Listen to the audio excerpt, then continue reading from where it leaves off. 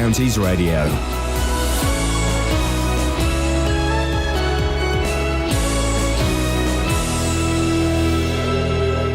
It's 6 o'clock. I'm Simon Oxley. The headlines: minute silence a week on from Tunisia killings, Police Commissioner defends failure to stop Luton family, and suspended sentence for Watford woman who falsely claimed benefits. BBC Three Counties Radio. A minute silence is to be held across the country at midday in memory of the victims of last week's gun attack in Tunisia.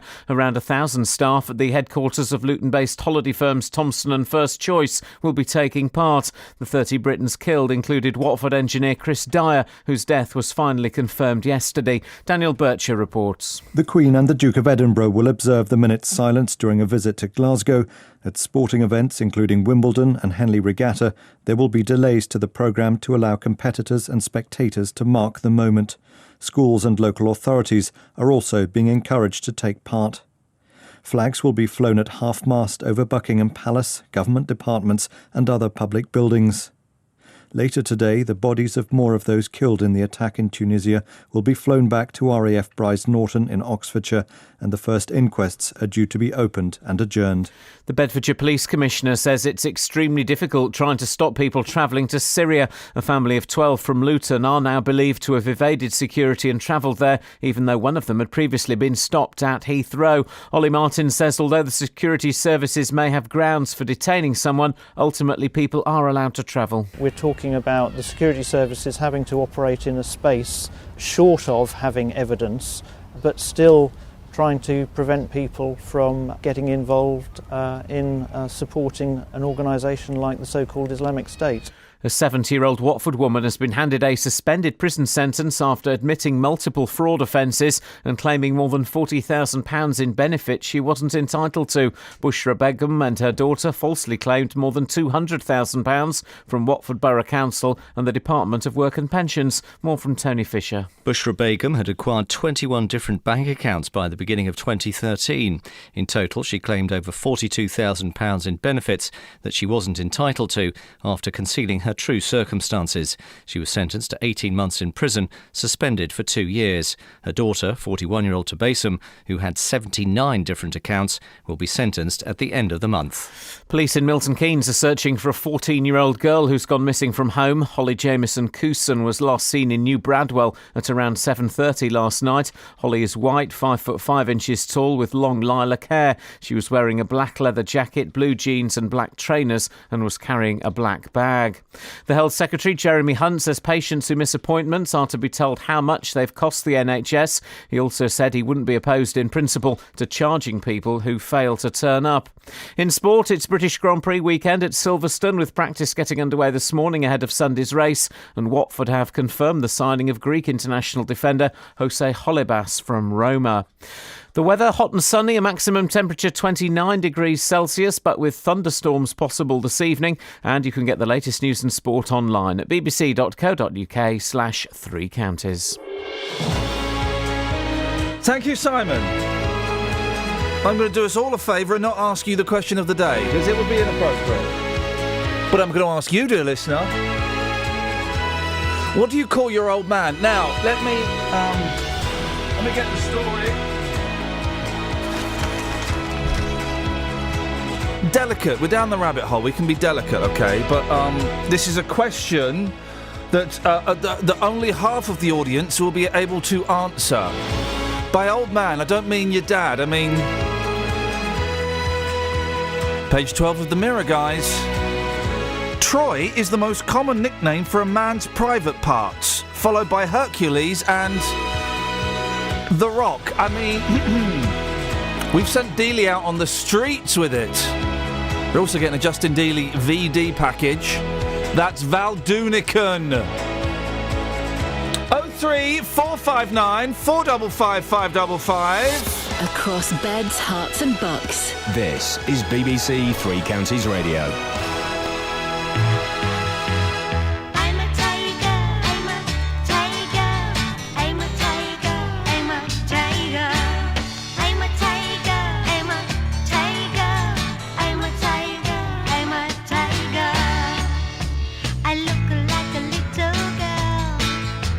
Living in a big man's world, but the ribbons that you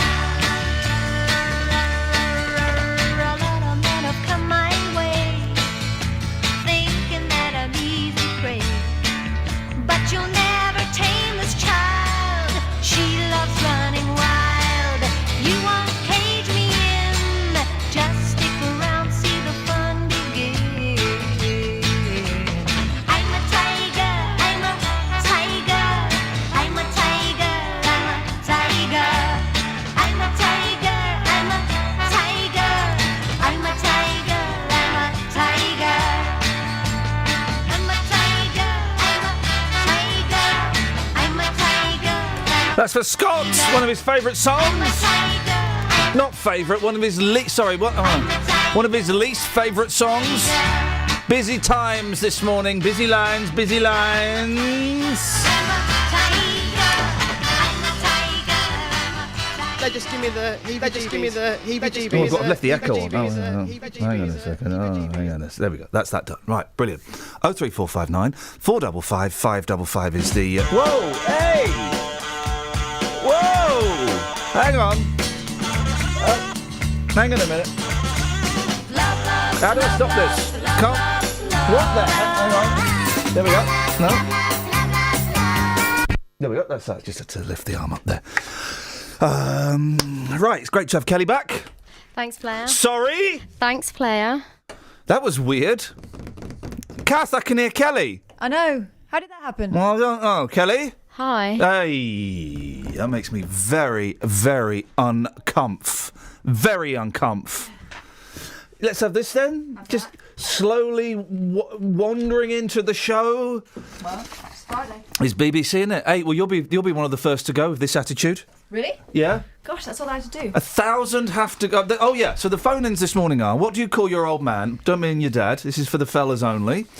And how would you sack 1,000 people? My idea, the BBC's got to get rid of 1,000 people. You have never seen so much terror on the faces of all of us drones what work here. My idea, Tony Hall, the boss of the BBC, he walks in, he just turns up at a BBC office. Let's say, for example, BBC Norfolk. Unannounced. And everyone's like, oh, he's there.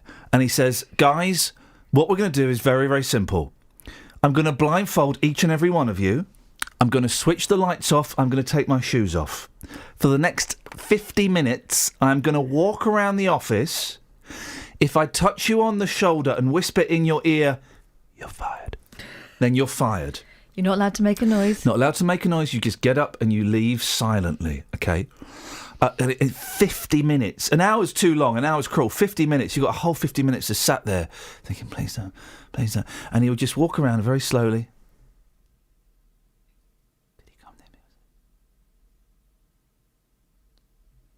You're fired. Oh. Just every now and then you'd hear a little, oh no. Oh, my kids. You think, oh, Steve's gone. That's how I think he should do it. How do you think Tony Hall should give 1,000 people the elbow? 03459 455 555. Now, on to this. A 70-year-old Watford woman has been handed a suspended prison sentence for a £40,000 benefit scam. Bushra Begum and her daughter Tabassum had 100 bank accounts between them. The younger woman claimed even more and is due to be sentenced at the end of the month. Catherine, what do we know? Bushra Begum is from Rose Gardens and she had 21 different bank accounts. 21. By February 2013, she was overpaid £6,000 in pension credit from the Department of Work and Pensions between 2007 and 2013. Then almost £30,000 in housing benefit and almost £9,000 in council tax benefit over a similar period. In total, she claimed over £42,000 in benefits she wasn't entitled to due to her concealing her true circumstances. Gosh. She was sentenced to an 18-month prison sentence, but that's been suspended for 2 years. Bushra Begum pleaded guilty to 4 charges of dishonest representation for obtaining benefit on Monday, April 27th. And her daughter claimed even more. Yes, we're talking about 41-year-old Tabassum Begum. She had 79 different bank accounts in a variety of names and had amassed over £150,000 by 2011. She was overpaid almost £35,000 in housing benefit, £10,000 in council tax benefit by Watford Borough Council.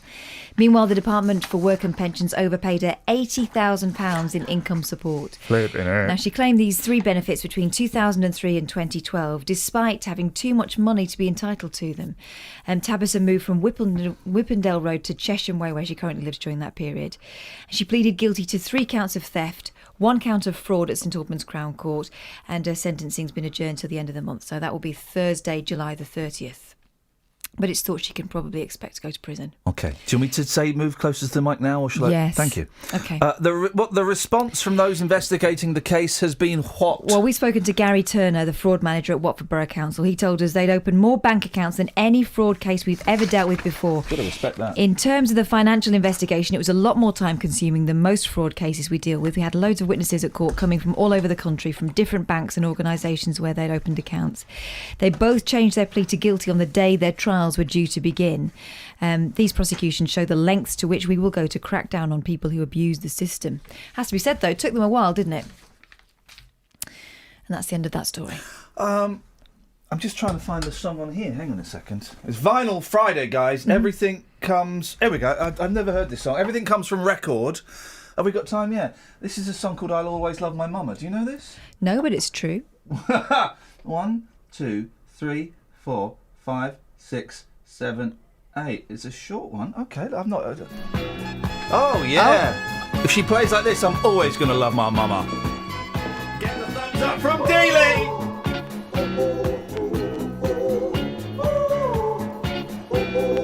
Suck my kiss.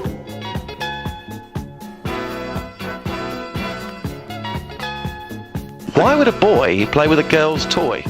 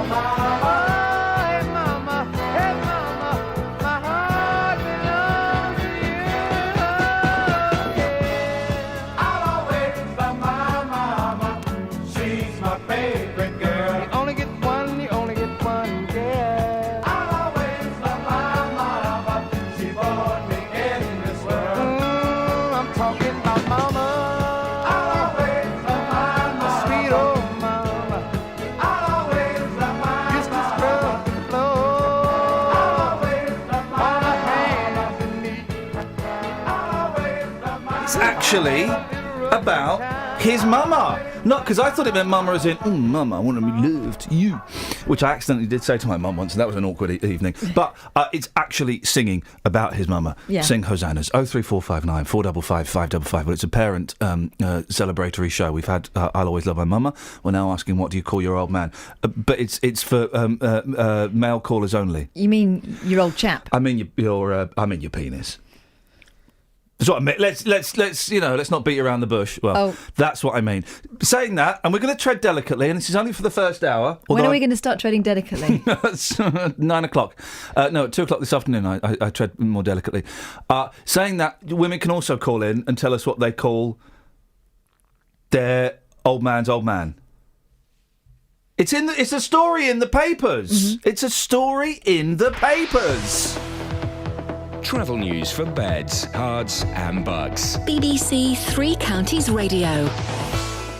In Watford, the A405, the North Orbital Road, has the outside lane closed going south between the M1 at Junction 6 for Bricketwood and the A412 St Albans Road. It's to repair a hole in the road. Because of the British Grand Prix at Silverstone, the A43 is one way and for race traffic only, so between Cyrisham and Toaster. So other traffic's diverted past Buckingham and Daventry. No problems reported on the trains. Tom Watts, BBC Three Counties Radio. Thank you, Tom. Scott points out on Twitter, if that guy loves his mama so much, he should marry her. I don't know if that's... Has anyone ever married their mum? Well, there was Odysseus, of course. He didn't marry her, he, Anyway, a bit fruity. It's a fruity Friday. I would call this if I were Wally Webb. Hey, Oedipus, thank you. What did Odysseus do then? He just went around the world, didn't he, on a holiday? Yeah, he went on a cruise. So Odysseus went cruising, Oedipus went schmoozing. The wrong kind of schmoozing. Where are we? we? Right, it's 6:16. It's Friday, the 3rd of July. I'm Iain Lee. These are your headlines on BBC Three Counties Radio. A minute's silence is to be held across the country at midday in memory of the victims of last week's gun attack in Tunisia. The Bedfordshire Police Commissioner says it's extremely difficult trying to stop people travelling to Syria.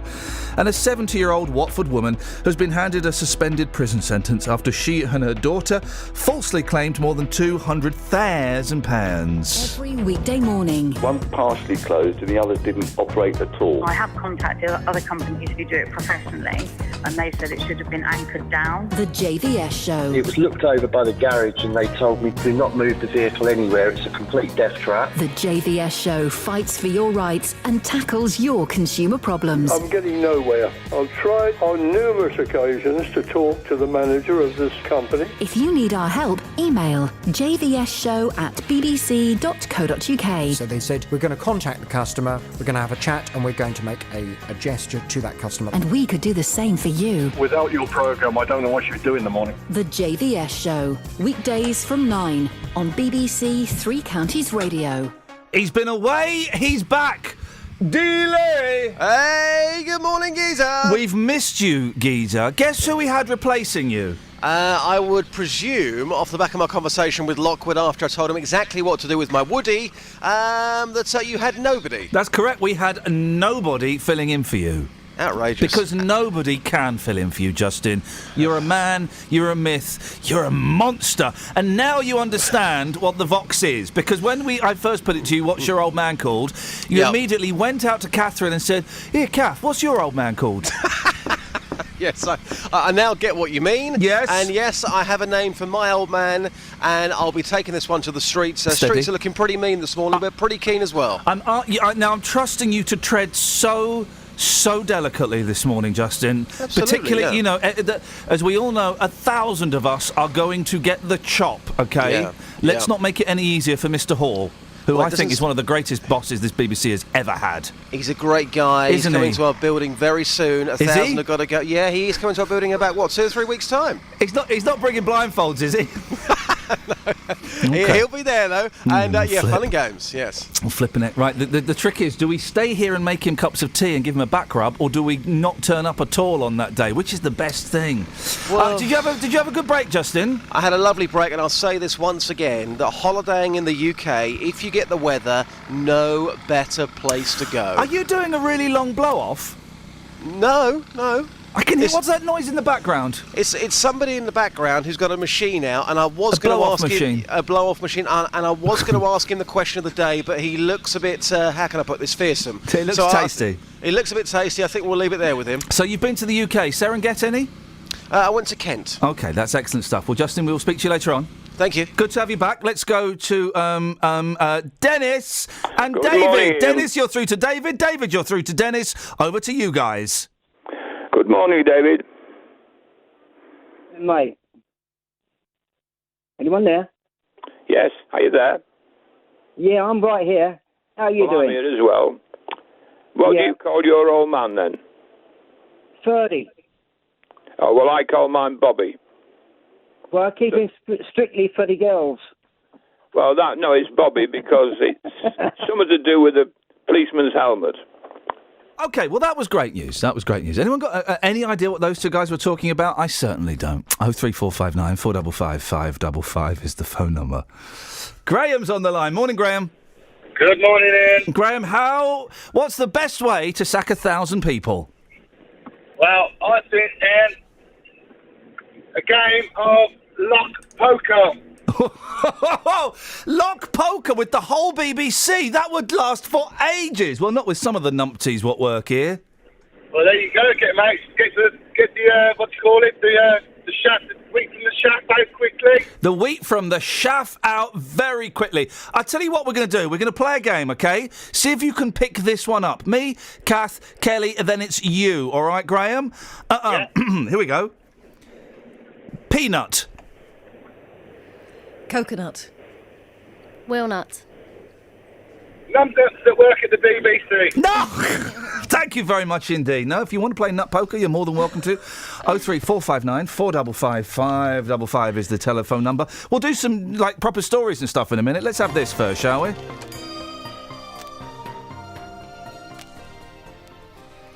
That's the fade out of the song before. It doesn't matter. My eyesight's not what it used to be. Here we go. This is a tunage.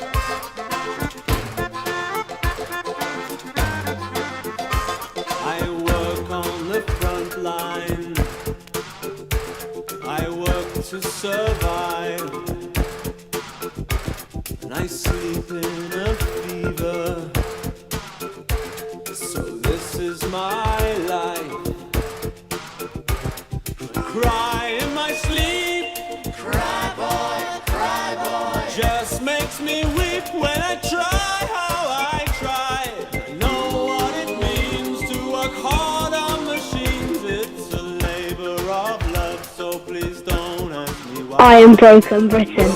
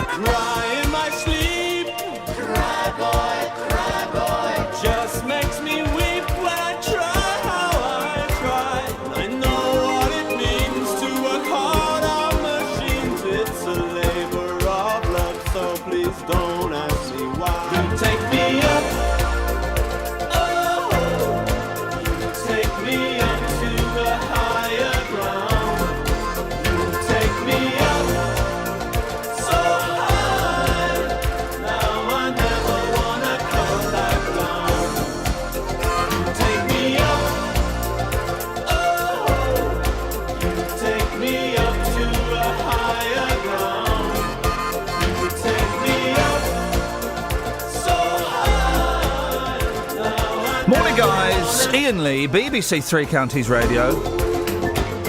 Just a reminder, we're trying to find this kid and his parents. Iain Lee, you're an idiot. Okay. We know who this kid is. You are listening to Iain Lee, BBC Three Counties Radio. What an idiot. Yeah, okay. We know that kid is... I am broken, Britain. Okay. These two, Holly and Stephen... I mean, flippin' heck, Dealey. Broken Britain, mate. I know who that girl is. Sorry? I know. Yeah, no, I heard that again then, and I said to you, I recognise voices.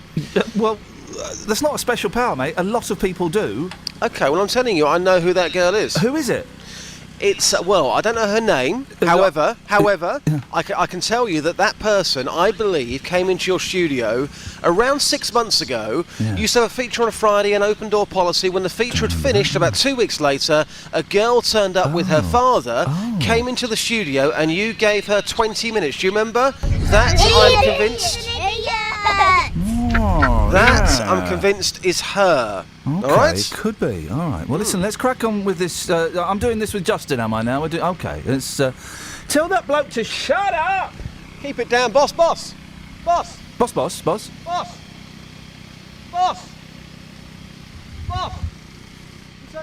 Thank you. There you go. Job done. You're going to get your head kicked in. Parents are now entitled to 18 weeks unpaid leave for each child up to their 18th birthday. That's the child's birthday, obviously, not the mum and dad's, although these days... New rules mean that unless the boss has a strong and legally reasonable objection, they can request the time off in addition to paid holidays. This is called parental leave, isn't it, Justin? It is, and it's unpaid leave. It's designed for parents so they can, for example, spend more time with their kids, settle children into childcare arrangements, and give parents time off to look at new schools. Yes, you're hearing this correctly. Employees are allowed to take it if they've been working in a company for more than a year, and also they're named on the child's birth or adoption certificate. They must, though, have or expect to have parental responsibility. They must not be self-employed or agency workers, and the child they're looking after needs to be under the age of 18 years old. OK, so this unpaid parental leave, what are people entitled to?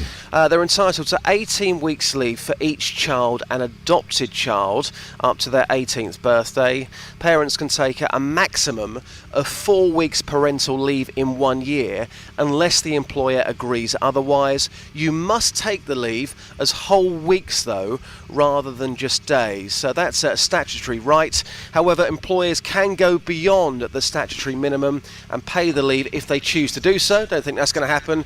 Or allow it to be taken on a daily or more flexible basis. Employees need to give their employers 21 days notice before they intend to start a period of parental leave. They also need to confirm the start and end dates of parental leave in their notice as well. If that can fill then, I'd imagine most people don't know about it. And I'd also imagine that a lot of people wouldn't want to take it because you don't get paid. Absolutely, it is, yeah, absolutely. This is unpaid leave, so it's there for you, but of course you're not going to get paid any money. But despite this, of course, it could cause a major headache for a smaller business because it could mean weeks without their staff. The Trades Union Congress are urging employers to be as supportive as they can when their staff request parental leave or need changes in their working hours over the school holidays. But of course, to most people, they probably wouldn't take up this option because they're not going to get paid any money. Catherine, thank you. Thank you. That's what it says here. I'm just a monkey. Travel news for beds, cards and bugs. BBC Three Counties Radio. In Watford, the A405, the North Orbital Road, the outside lane is blocked going south between the M1 at junction 6 for Bricketwood and the A412 St Albans Road. That's to repair a hole in the road. Because of the British Grand Prix at Silverstone, the A43 is one way this morning and for race traffic only between Cyrisham and Toaster. Other traffic from the M1 will be diverted via Buckingham. On the North Circular, there's a burst water main blocking a lane going east at New Southgate. No problems reported on the trains. Tom Watts, BBC Three Counties Radio. Across beds, hearts and bugs. This is BBC Three Counties Radio.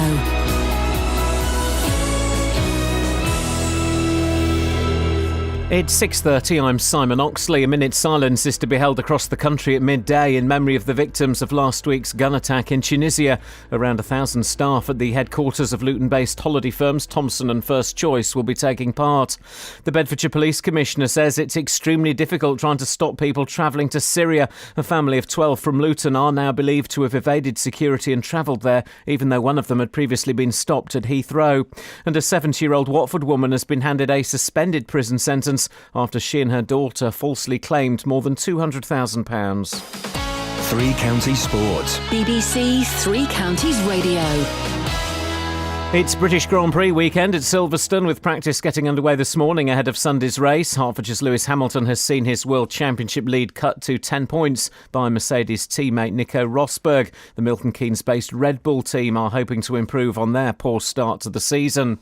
Watford have confirmed the signing of Greek international defender Jose Holebas from Roma. The 31-year-old, who has played 27 times for his country, has signed a 3-year deal at Vicarage Road. Meanwhile, centre-half Craig Cathcart has signed a new 4-year contract. Elsewhere, West Ham started their Europa League campaign with a 3-0 first leg win over Andorran side Lusitanos at Upton Park.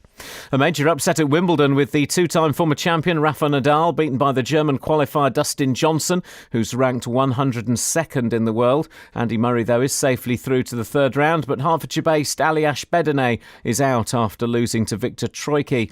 Harpenden's Ed Corrie lost his doubles match yesterday. The Gosling tennis player partnered Kyle Edmund, but they lost to a Belarus pair in 3 sets. Take away a lot of good things. Obviously, any experience playing at Wimbledon in the main draw is a great experience. To have my family and friends there watching is something quite rare with how much travelling we do, so really enjoyed that.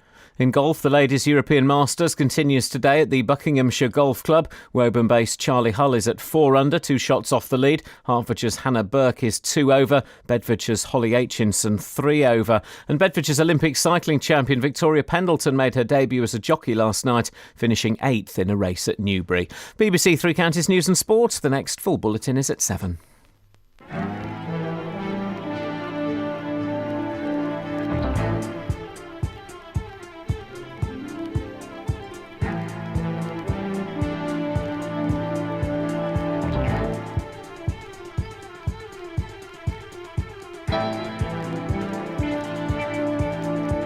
Hang on a minute. Hang on a minute. Is that it? Yeah. There we go.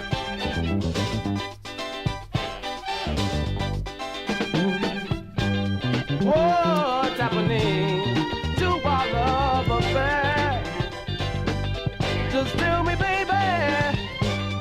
What's happening to our love affair?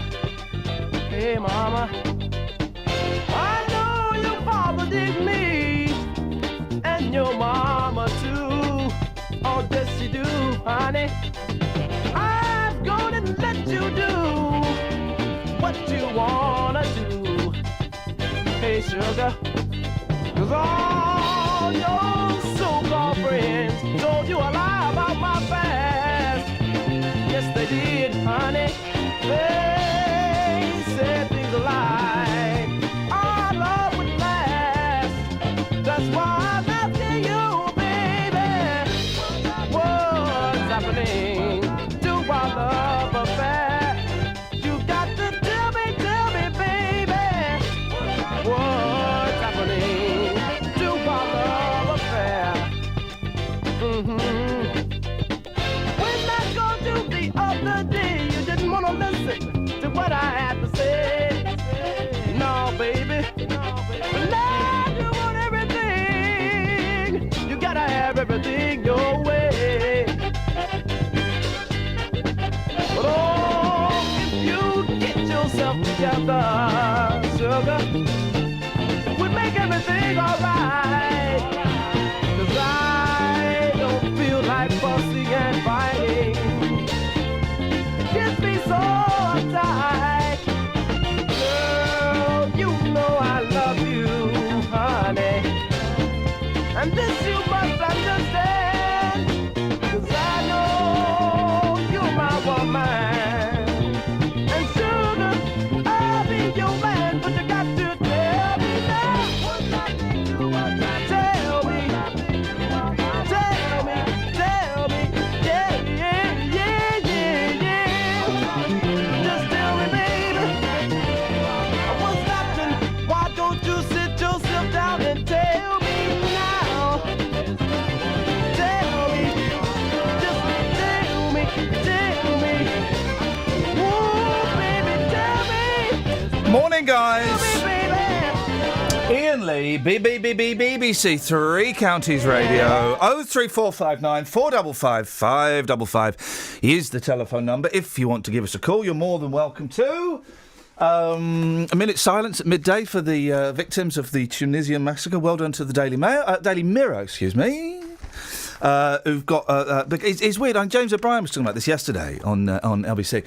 And it's weird that this, 30 British people, or 29 or 30 confess to be British, and nothing's really... it's not felt like a big it's not felt as big as perhaps it is. And the Daily Mirrors have put the pictures of the people that were murdered on the front page, and it's a powerful picture, guys. It's only today I've heard it referred to as a massacre. Yeah, I know, and you think it's kind of it's an act of war, isn't it? It's an all-out. It was obviously going to be British people that were primarily there, and it's an attack on us, isn't it? Anyway, the front page of the Daily Mirror. We won't dwell on it too long, but it is it's brilliant. So well done them. Can I have my little bit of paper that's over there? Yeah, of course please? you can. Thank you very much. What have you got? Nothing yet.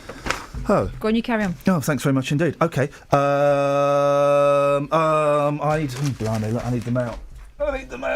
It's a weird kind of news day today. Yeah, OK, so England's football team, it turns out, are as boring as they're as boring as the men's football team. Oh, no. I mean, they played beautifully. They looked stunning. No, what I'm saying is they played by the rules. There was no rolling about, swearing at the referee. Boring. Everyone was saying that it was skillful and they did well. It was boring. It was as boring as do you know what I was going to say then? As proper football. Oh, now, come on. No, come on. But football is, as we all know... you were an ally. No, football, as we all know, is... great to have you back, Kels. Thanks. Oh. Football, as we all know, is a boring sport, whether it's played by men or women or... unless it's played by monkeys. If a monkey is playing... Imagine monkeys, 2 teams of monkeys, one in red, one in blue, playing football. That would be awesome. That would be awesome. My favourite football team, it's the Blue Monkey team. Every single time I go and cheer those guys on. Anyway, so we lost in the semi-finals. The women's football team lost a semi. Scored an own goal. I know you said that. And one of the heroines of England's women's World Cup's teams was subjected to a barrage of vile Twitter abuse yesterday after her own goal knocked the side out of the tournament. Now, she's got an own goal. That's pretty stupid. All right? I mean, really. She's a footballer. Are we not allowed... And I'll go through some of what the trolls have said in a second. Are we not allowed to... have a pop at footballers who score own goals anymore? We're not allowed... I know we're not allowed to make fun of the way the England manager speaks. That's kind of fair enough. Go talk like that. That's kind of fair enough. I mean, we do it in privately. Of course we do. In public, no. It's verboten. But if a footballer scores an own goal, surely one of the man or woman, one of the joys is to go, "Oh, you massive nana! You play." Unless, of course, it's one of the monkey players, then you throw them a banana, and they would love that. That'd be a reward. That you would be rewarding them for their hilarity. But if it's a proper... I will ask Dealey later on, because he likes football. If a footballer scores an own goal, they've basically said, OK, guys, you can come and abuse me now. I'm an idiot. I mean, yeah, it's massive plumbery, isn't it? It's complete plumbery. Call a plumber. Anyway, so these are the trolls, OK?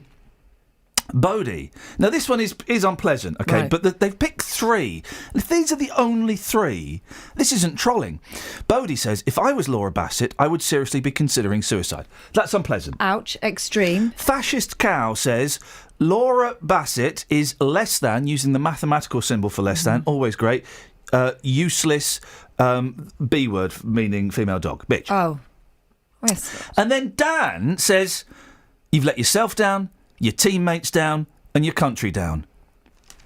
That's not trolling. No, that's just criticism. It's true, I'm afraid, isn't it? She's let the country down, hasn't she? Well, I mean, if you put your country's national pride on a game, that's not trolling.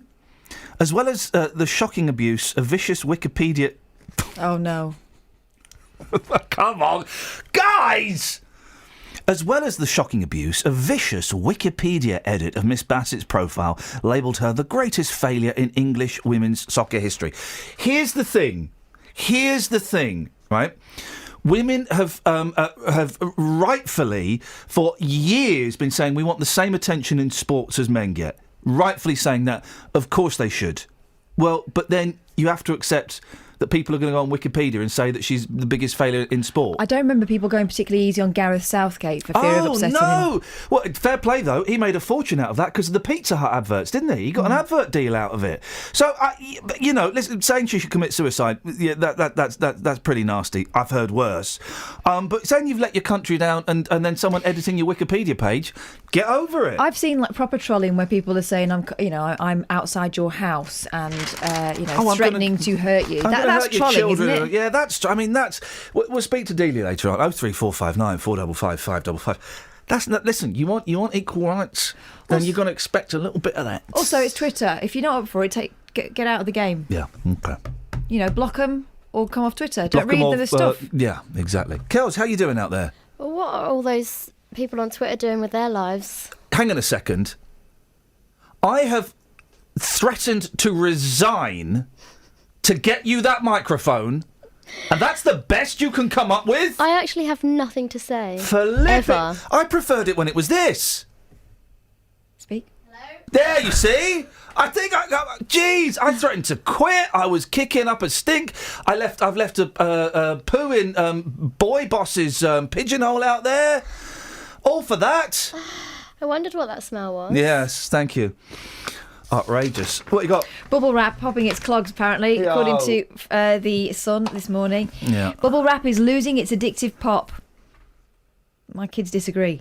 Makers of the packaging say they need to shrink it to attract new business. The updated bubble wrap, is laid out in columns of connected pockets, so when you push it, air gets moved to its neighbouring bubbles, ruining all the fun for everybody. No, isn't that because you get fat bubble wrap, don't you? Yeah, you can roll on that. It's a fat tube of air. That's describing that, isn't it? No, they're tiny. No, they're tiny. No, they're tiny. No. Yep. Wow.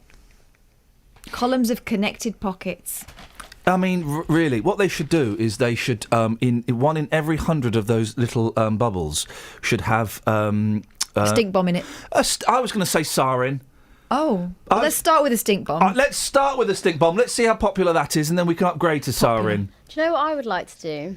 It better be something funny. After all the work I've gone to get you that microphone. We all come in wrapped in bubble wrap and run at each other. Can't get hurt. Imagine the scene. What was the point in that? I threatened to quit unless that was sorted out. And that's it. Who is that girl? Where's the bubbly, bright Kelly Betts of Luton days? Too long off the mic. Too long on something else, I think. I don't know what. She's been at Glastonbury. Now, this is the current trailer for this show. On this week's Best of podcast... You're an idiot. Still trying to find that kid. How has that kid made it to the best of the podcast? It's as if management agree.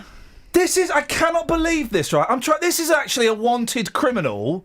There we go. On this week's Best of podcast... You're an idiot. Still trying to find that kid.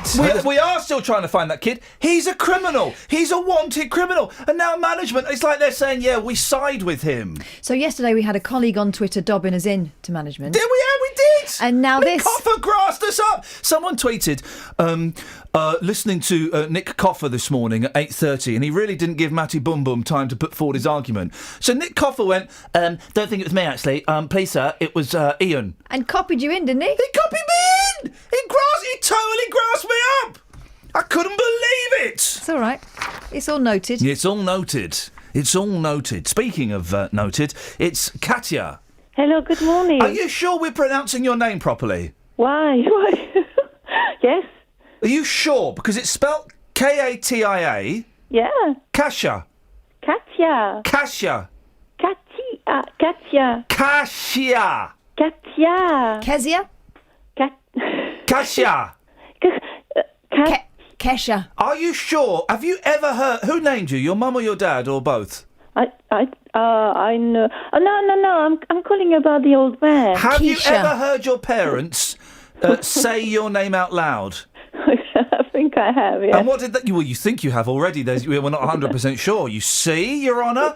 And what do you think they said? Okay. Kasia, stay there. We'll come to you after this. Travel news for beds, cards and bugs. BBC Three Counties Radio. because of the British Grand Prix at Silverstone. The A43 is one way, it's for race traffic only between Cyrisham and Towcester. In Watford, the A405, the North Orbital Road, has the outside lane closed going south between the M1 at junction 6 for Bricketwood and the A412 for St Albans Road. It's to repair a hole in the road. Building up on the M25 going anti-clockwise between junction 21 for the M1 and 19 for Watford, and on the A1 at Borehamwood, already queuing going south between Holiday Inn and Stirling Corner. Tom Watts, BBC Three Counties Radio. Thanks very much indeed. 03459 455 555. So far the phone-ins are, what do you call your old man? How would you sack 1,000 people in an imaginative and fun way? And have you ever dobbed in a colleague? 03459 455 555. Where are we now? 6:46. It's Friday the 3rd of July. I'm Iain Lee. These are your headlines on BBC Three Counties Radio. A minute's silence is to be held across the country at midday in memory of the victims of last week's gun attack in Tunisia. The Bedfordshire Police Commissioner says it's extremely difficult trying to stop people travelling to Syria. And a 70-year-old Watford woman has been handed a suspended prison sentence after she and her daughter falsely claimed more than £200,000. Let's get the weather. Here's Elizabeth. Beds, Hearts and Bucks weather. BBC Three Counties Radio. Hello, very good morning to you. It's a fresher start than we saw this time yesterday. Sorry, I was no. I was about to. Have some music, please. Okay, I'll get you some music. I was about to say to Catherine, give us a song, because we sort of alternate who plays the records here. Right, 'cause we play everything from records on a Friday, which is nice. And I hadn't realised, because I'm not that confident in the new studio, I'd left my microphone wide open. Oh. So I'm going to close it, and you can continue if you wouldn't mind. Can I? Okay. Yeah, yes, so, you don't can. you want to put some music on? Oh, there we go. Oh, there lovely. we go, you see. Go. Yeah, I do like that. It's a bit Wurlitzer, isn't it? Right, okay, so we've got a beautiful summer's day on the cards for us again today. Lots of sunshine, it's staying dry, and just a light southeasterly breeze pushing all that warm, humid air back in again. So it could be that we're up to the high 20s again by the time we get to the afternoon. We might even be seeing 30 degrees somewhere. That'd be nice, won't it? And then as we head into this evening, we've got a Met Office weather warning out for some isolated thunderstorms, but the real risk is much further west than us. So for us, it's just a low risk of some thunderstorms across the three counties. Many places will see a dry and a sunny evening to come, and then perhaps a few showers overnight. But a dry, mostly dry, warm and muggy night tonight. Temperatures may not fall below 18 or 19 degrees, so another uncomfortable night's sleep for many of us, including me. Sunny Saturday, dry, 28 degrees, really lovely day, fresh southwesterly wind, but by Sunday it's feeling just that little bit cooler, 24 degrees, the chance of 1 or 2 showers, but lots of sunny spells, Ian. Thanks. Thank you! The Ashes 2015 on the BBC. Name? Mitchell Johnson.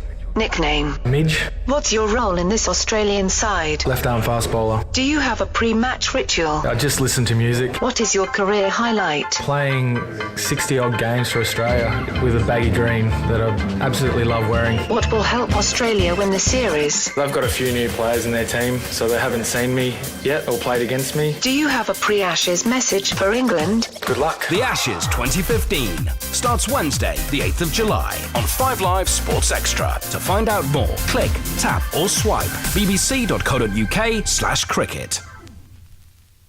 Iain, you're an idiot.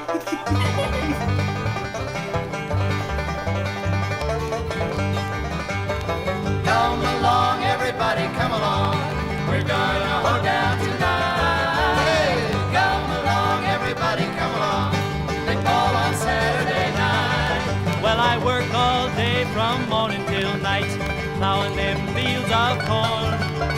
Come Saturday night, I head into town, get me a girl on my arm. Come along, everybody, come along. We're gonna hold down tonight. Hey, come along, everybody, come along. Play ball on Saturday night. Well, I live all alone on that Green Mountain top, just my mule and me. Well, now one of these days I'm heading to town, gonna swing me a girlie round and round.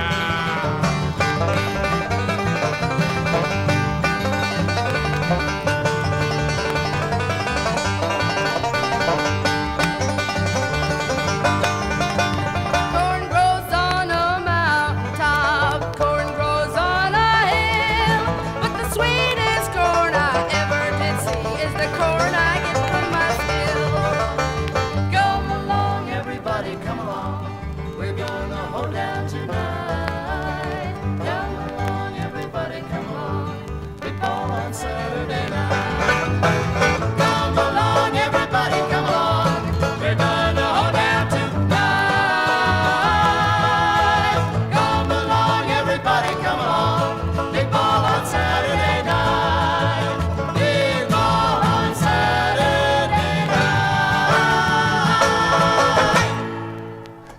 Kasia! Kasia, Kasia, Kasia! Yeah, Ian. Yeah, Kasia, Kasia, Kasia! So is that true about the old man? What? Sorry? Is that true about the old man? It's in the newspapers. The Yes. Troy boys. Troy is the most common nickname for a man's private parts, followed by Hercules, and then The Rock. Say it very, very carefully. The Rock. Someone is overcompensating. Isn't it just? No, but the thing is, I didn't know that old man means penis. Does it? Oh, Kasia!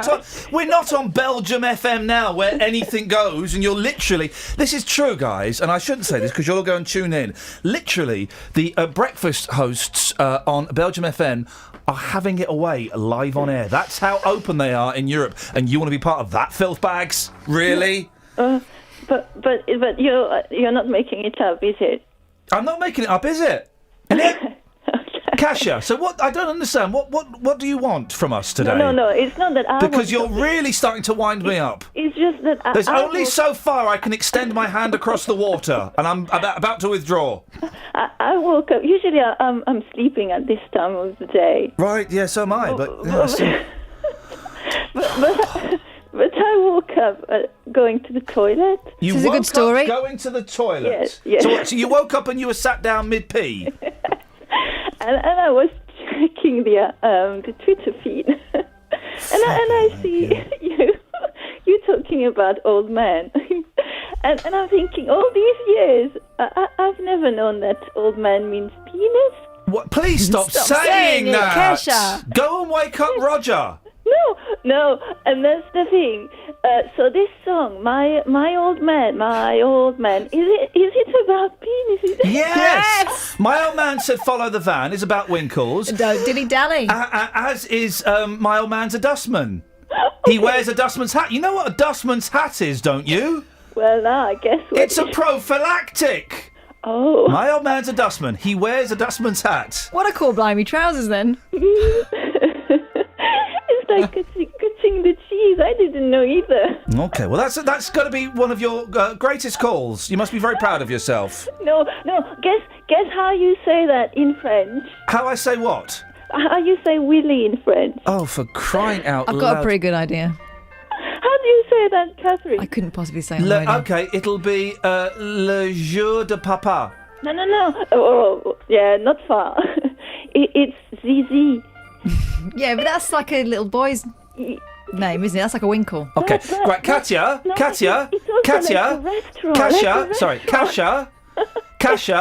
Yes? You're banned for the rest of the week. Why? Not just from here. Why? From the other place. Why? Because you are filth, and we are... She's filth, Justin! Filth! I'm not. Absolute filth. Can you hear her, Dealey? I totally agree. Everything she says is filth, and she always blames me as well. Yeah, you're banned, Kasia, for the rest of the week. I'm telling the truth. Thanks for calling. Bye. Unbelievable. I'm sorry you had to follow that, Justin. It's all right, that's not a problem. Not a problem. So, okay, later on we have to a little nod to VD. Yeah, absolutely. Val Dunica, an absolute legend, and we're going to be on the streets playing tribute to him as well. Excellent stuff. But before that, you're paying tribute to what people call their old man. Is that right? Yes, that's right. You sent me a newspaper article this morning before the programme and said, can you take this one to the streets? I got slightly confused to start with about what you was actually talking about. Slightly confused. You asked me what mine was called. But then I got it. Hashtag Eric. So I've been on the streets this morning. Some very interesting perspectives coming up here. Here's what people had to say about their old man. Let's get the Polish perspective. Have you got a name for your old man? George. George? Just George. Can I ask why? Why George? I have no idea. This is my girlfriend idea. That's a fantastic Polish perspective. One of the best ever. Thank you very much. Thank you. How are you this morning, sir? I'm very well, thanks. Now it's Friday. Yes, absolutely. Have you got a nickname for that? Not at all, really. Apart from the usual, like John Thomas. Junior. Junior? I'm confused. Why Junior? Why not King? Because I don't want to keep it like everybody else, and Roger, or just be different. That's a great Zimbabwe perspective. Thank you very much. Cool, thank you. Hey, that's great stuff. I think, Justin, we may have just made Tony Hall's job 3 people easier. I've just got a feeling that it's now down to 997 that he needs to get rid of. If Tony was listening this morning, he would have enjoyed that and probably text you with his nickname as well. It's called unemployment. We've got a text on this from an Anonymous. Below the waist again, small mind, switching off again, yuck show, switching off again. And you spelt waist wrong, but never mind. Dealey, Val Dunicum, we'll speak later on, shall we? Yeah, thank you very much indeed. Thank you indeed, my friend. I don't understand why the BBC insists on using... Who's that fella? With the glasses, used to do news rounds, who does all the showbiz deaths now that Gambaccini doesn't do... Lizo Mambuzo. Mazimba. Beg your pardon? Mazimba Labuzo. Now, they always insist on using him to do obituaries and stuff. No. There are only 2 people at the BBC capable of doing obit packages for rock legends. That is Gambo, who does it the best, and Justin Dealey, who does it the second best. He does it the second best. So why do they keep insisting on Lizo Mambuzo? I mean, it just makes no sense whatsoever. There'll be an excellent VD package coming up a little bit later on of... Oh, here we go. Where's the song? Give me the song. Coming with a flourish, Give me the song, because there's a horrible story. Well, I say it's a horrible story. The world is such a sensitive place these days. You can't do anything. You can't do anything. Right, what have they done? Yob eats goldfish. Oh. No. A drunken man ate a goldfish he wanted to fair because he could not bring it into a nightclub. He was being sensible. What was he going to do, just throw it on the floor? The RSPCA caught Callum Clatworthy Robbins... They caught him? After he posted a film of the prank on Facebook. He said, I'd called it Rwanda after the Fish Called Wanda film. The jobless 22-year-old of, no, not Pakistan, but Port Talbot, admitted causing unnecessary suffering. He's banned from owning pets for 3 years. I mean, really, guys. In the 70s, I was reminded of this last night reading a book. Keith Moon had clear plastic drums. Clear plastic drum kit. They look horrible, the clear plastic drums. They don't sound very good. He'd filled each drum with water and had goldfish swimming around in it. Oh. I mean, what? You're turning your nose up at that? That's worse than banging the side of the tank. Oh, for goodness sakes. It's just a little bit of harmless fish fun, that's all. Travel news for beds, cards and bugs. BBC Three Counties Radio. It's building up on the M25 anti-clockwise between junction 21 for the M1 and 19 for Watford. In Watford on the A405, the North Orbital Road, the outside lane is closed going south between the M1 at junction 6 for Bricketwood and the A412 St Albans Road. That's to repair a hole in the road. No problems reported on the trains. Tom Watts, BBC Three Counties Radio.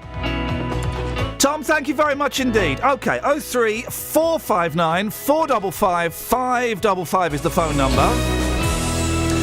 We're leaving the rabbit hole now, so we'll park the what do you call your old man phone in. That's just for the first hour. But what's a fun way to get 1,000 people out of their jobs? Can you, any suggestion? Local and vocal across beds, hearts and bucks. This is BBC Three Counties Radio.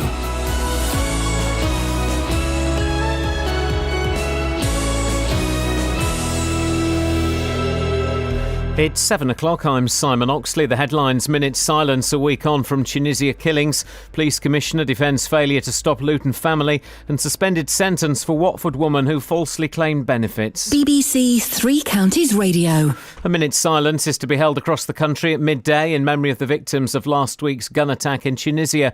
Around 1,000 staff at the headquarters of Luton-based holiday firms Thomson and First Choice will be taking part. The 30 Britons killed included Watford engineer Chris Dyer, whose death was finally confirmed yesterday. From Tunisia, Richard Galpin. Flowers still lie on the beach at the spot where so many people who'd been relaxing on holiday were shot dead. There'll be a special ceremony here later today, attended by dignitaries and possibly by some of the British tourists who stayed on despite what happened a week ago. The Tunisian authorities say 8 people with direct links to the gunman Saifuddin Rizki are now in police custody, and they claim the network which supported Rizki has been dismantled. The Bedfordshire Police Commissioner says it's extremely difficult trying to stop people travelling to Syria. A family of 12 from Luton are now believed to have evaded security and travelled there, even though one of them had previously been stopped at Heathrow. Ollie Martin says although the security services may have grounds for detaining someone, ultimately people are allowed to travel. We're talking about the security services having to operate in a space short of having evidence, but still trying to prevent people from getting involved in supporting an organisation like the so-called Islamic State. Police in Dunstable are investigating what has been termed a potential serious sexual assault in the town this morning. Officers and ambulance crews are currently at the scene in Grove Park. A 70-year-old Watford woman has been handed a suspended prison sentence after admitting multiple fraud offences and claiming more than £40,000 in benefits she was not entitled to.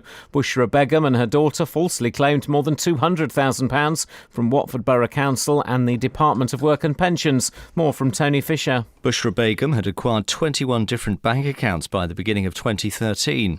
In total, she claimed over £42,000 in benefits that she wasn't entitled to after concealing her true circumstances. She was sentenced to 18 months in prison, suspended for 2 years. Her daughter, 41-year-old Tabassum, who had 79 different accounts, will be sentenced at the end of the month. Police in Milton Keynes are searching for a 14-year-old girl who has gone missing from home. Holly Jamieson Coulson was last seen in New Bradwell at around 7:30 last night. The Health Secretary, Jeremy Hunt, says patients who miss appointments are to be told how much they've cost the NHS. He also said he wouldn't be opposed in principle to charging people who fail to turn up. In sport, it's British Grand Prix weekend at Silverstone, with practice getting underway this morning ahead of Sunday's race, and Watford have confirmed the signing of Greek international defender Jose Holebas from Roma. The weather hot and sunny, a maximum temperature 29 degrees Celsius, but with thunderstorms possible this evening. And you can get the latest news and sport online at bbc.co.uk/3 counties. Thank you, Simon. 03459 455 555 is the phone number.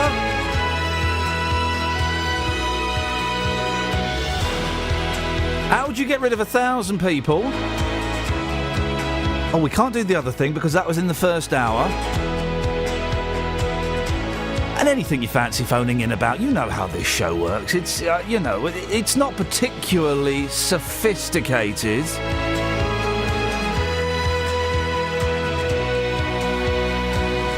Oh 3459 455 555.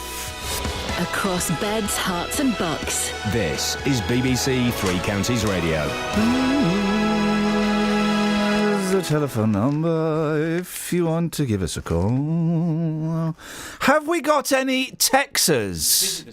Have we got any Texas? Let's have a look. Okay. We did have some, yeah. Hang on. Let's have a little look. I think the BBC should hire the Olympic Stadium and hold a series of sack races, like says it. hilarious Maff in Hanslow. Like it. By the way, earlier on, the below the waist spelt wrong was Terry, but he won't be listening now, or he might have switched on again. Terry be listening, come on. I would introduce the new Polish workers and take redundant staff to a pole dance, says hilarious Peter in Walmer Green. That's not like you.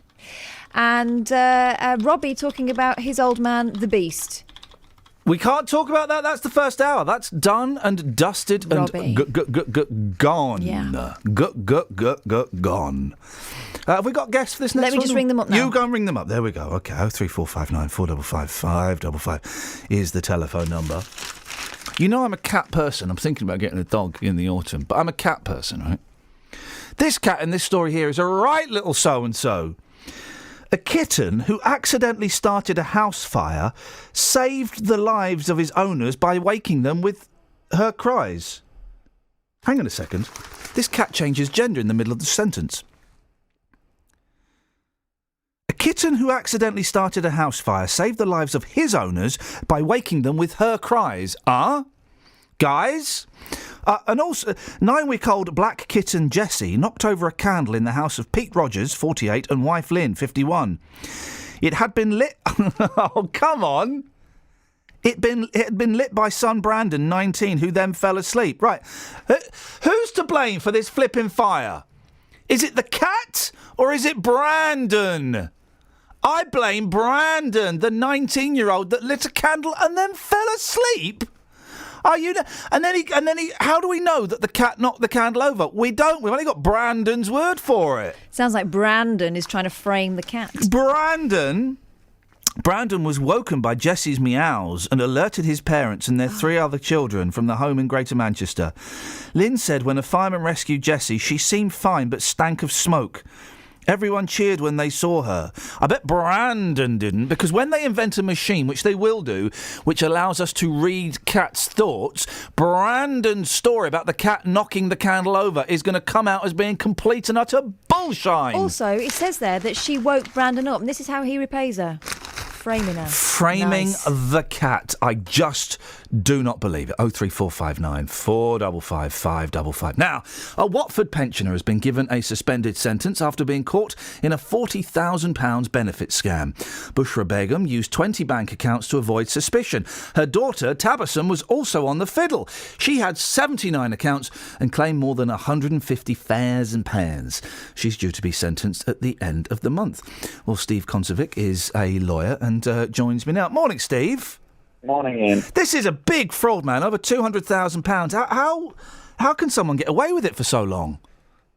Well, that's a fair question. And the way in which they got away with it so long is actually right in the heart of how they decide sentences and things like this. So the lady that we're talking about was actually involved in setting up, I think it was 21 different bank accounts to receive all the different money that she got from the Department of Work and Pensions over such a long period of time. So what the judges look at when they sentence is how sophisticated was it? Were you doing it with other people? Was it to subsidise a greedy lifestyle? What do you do with the money? Did you give it back?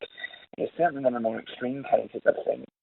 And a couple of years ago, the Director of Public Prosecution said we actually want prosecutors to look at this differently and use the Fraud Act, which is a bit wider, to start sending people... Steve, sorry to interrupt. You're very, very faint. Are you as close to the phone as you can be? Because it's not a particularly good line. Sorry, Ian, is that better? That's much better. Thank you very much indeed. Yeah, carry on. We could hear what you're saying, but it wasn't particularly clear. Carry on. No, sorry about that. Yeah, so like I say, it's quite a sophisticated setup that we're talking about here between two women acting together, best part of 100 bank accounts between them, and there is a brand new approach whereby that people are being prosecuted under the Fraud Act now, which is a lot more wide-ranging. So it just goes to show you how seriously the government and the courts take this kind of thing. And they were, am I right in thinking they were caught out to a certain extent by their activity on social media? Yes, they were. There were suggestions that they were bragging about their activity on social media, but they're not the first people to be involved in this. You know, a couple of years ago, in fact, the end of last year, there was an £1,100 fine handed out to a landlord who was actually in a relationship with their tenant that was claiming a housing benefit as a single mum.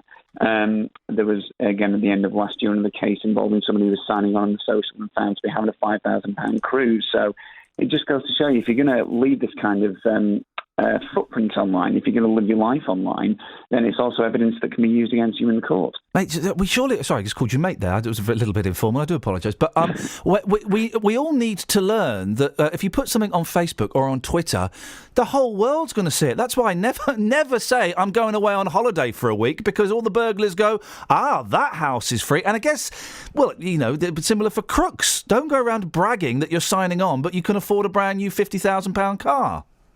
Well, that's a great example. Recently, in the north of England, we saw a case where a kid, I think, was bragging that he was driving 140 miles an hour, and not long after that, via, I think it was WhatsApp or Snapchat, was then in a really horrific collision.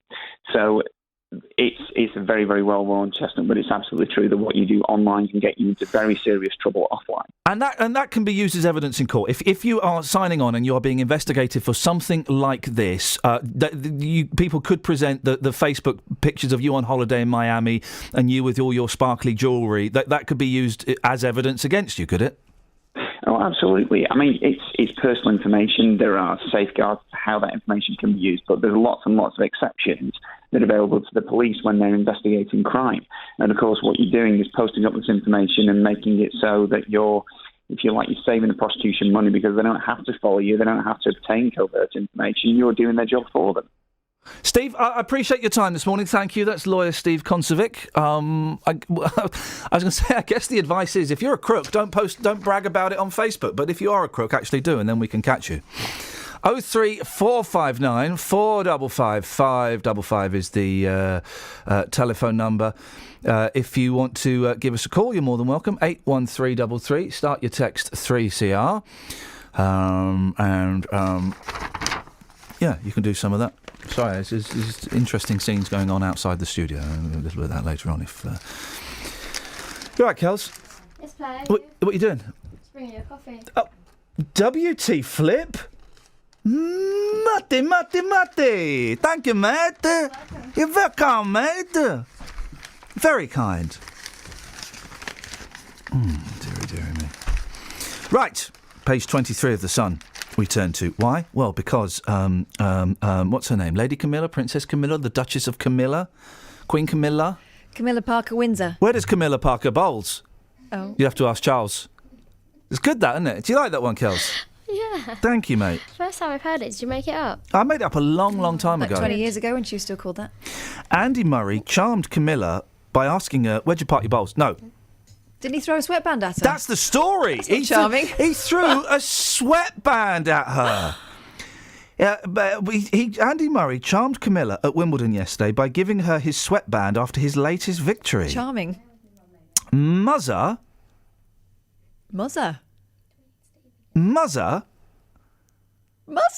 Hello, Muzzer. Hello, Fazzer.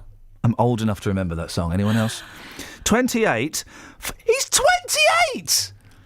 It's like when you find out that Tony Fisher is the same age as you, as I have done, and you go, flipping heck, really? Muzzer's 20... Muzzer, no, Andy Murray's 28. Muzzer, 28, flung the sodden wristband towards the... You can have this sodden wristband. the Duchess of Cornwall as she watched him demolish Robin Haas on Court 1.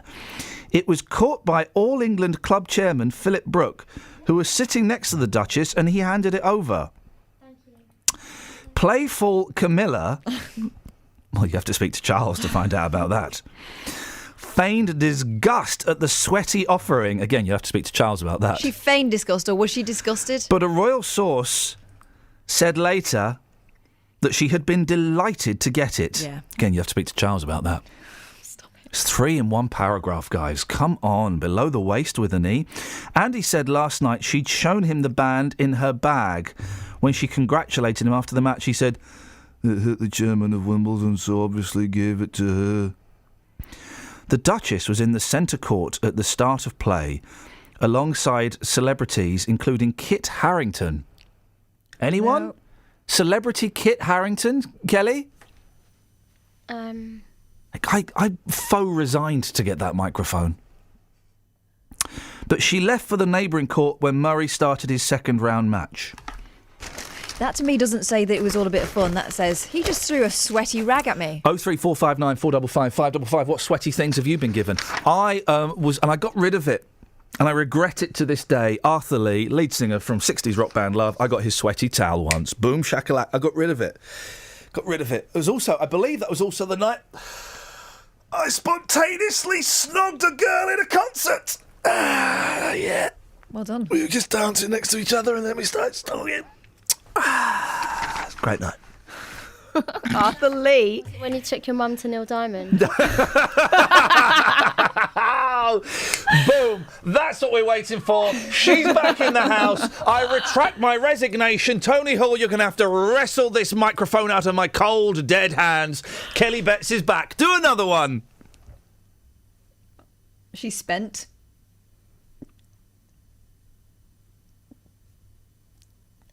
Oh, man! Travel news for beds, cards and bugs. BBC Three Counties Radio. There's been an accident on the M25 anti-clockwise. It's busy from junction 21 for the M1 around to 19 at Watford. Several cars and vans collided in the outside lane. At the North Orbital Road at Watford, the A405, still a lane closed for repairs to the road between the M1 at junction 6 and St Albans Road, the A412. Queuing in Borehamwood on the A1 going south between Holiday Inn and Sterling Corner. And because of the Grand Prix at Silverstone, the A43 is one way for race traffic only between Cyrisham and Toaster. Tom Watts, BBC Three Counties Radio. Tom, thank you very much indeed. Iain is very, very cynical on Twitter. Remember yesterday we talked about the woman who her knee had swung around to the back of her leg. Yeah. And the dog rescued her. Yeah, nudged the phone over with his nose. Iain yesterday said, I call bullshine on the hero dog.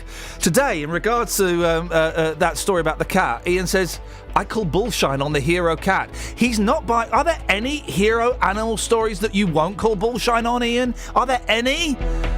So cynical.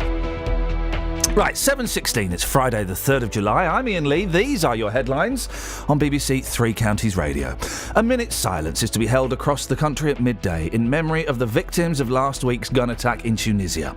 The Bedfordshire Police Commissioner says it's extremely difficult to stop people travelling to Syria, and a 70-year-old Watford woman has been handed a suspended prison sentence after she and her daughter falsely claimed more than £200,000. If you've missed any of the programmes here on BBC Three Counties Radio, you've missed things like this. Put it this way, I used to drink at least 8 or 9 litres of cider a day. Well, as I mentioned earlier, it's no secret that I enjoy a glass or two of Pinot Grigio. There's more information on the tin of beans as to its contents than there is on the bottle of wine. But there is a way you can hear it all again. I'm the worst kind of person in terms of someone that may have problems in the future, because I'm what I would consider a middle-class drinker. bbc.co.uk/Three Counties Radio. Sorry, this is probably not a good conversation to be having with a former alcoholic.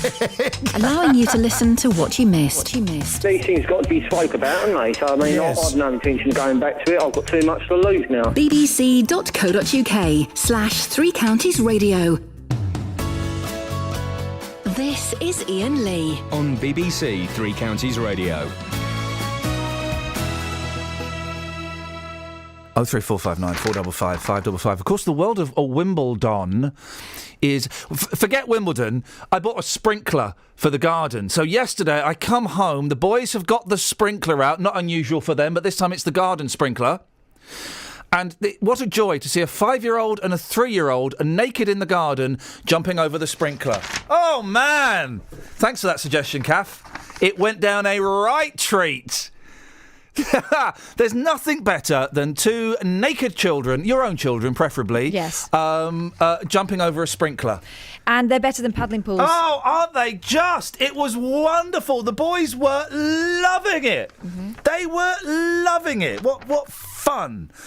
Unfortunately, I won't be there to play with them today, which is great because I got bored of it quite quickly. Oh, really? Well, I don't like being in the garden naked. Why were you... Oh... I'm just joining in the fun. Everyone's they're stripping off. I'm stripping off. Come on, guys. You saying that's not appropriate? You saying that's inappropriate, guys? Guys? Were you jumping over the sprinkler? Yeah, of course I was. Yeah. It was fun. Those water sprays. 03459. I wasn't naked, of course I wasn't. But I don't like getting wet though, really. And so I was. There's two reasons why you're not going in there. But I was picking them up and jumping over there with them, and it was a lot of fun. Now. Here's a sweet deal. If you've got kids, or even they don't need to be young kids, they can be like big kids. From now on, you're entitled to 18 weeks unpaid leave for each child up to their 18th birthday. Not me though, because I'm classed as self-employed, so I won't get it.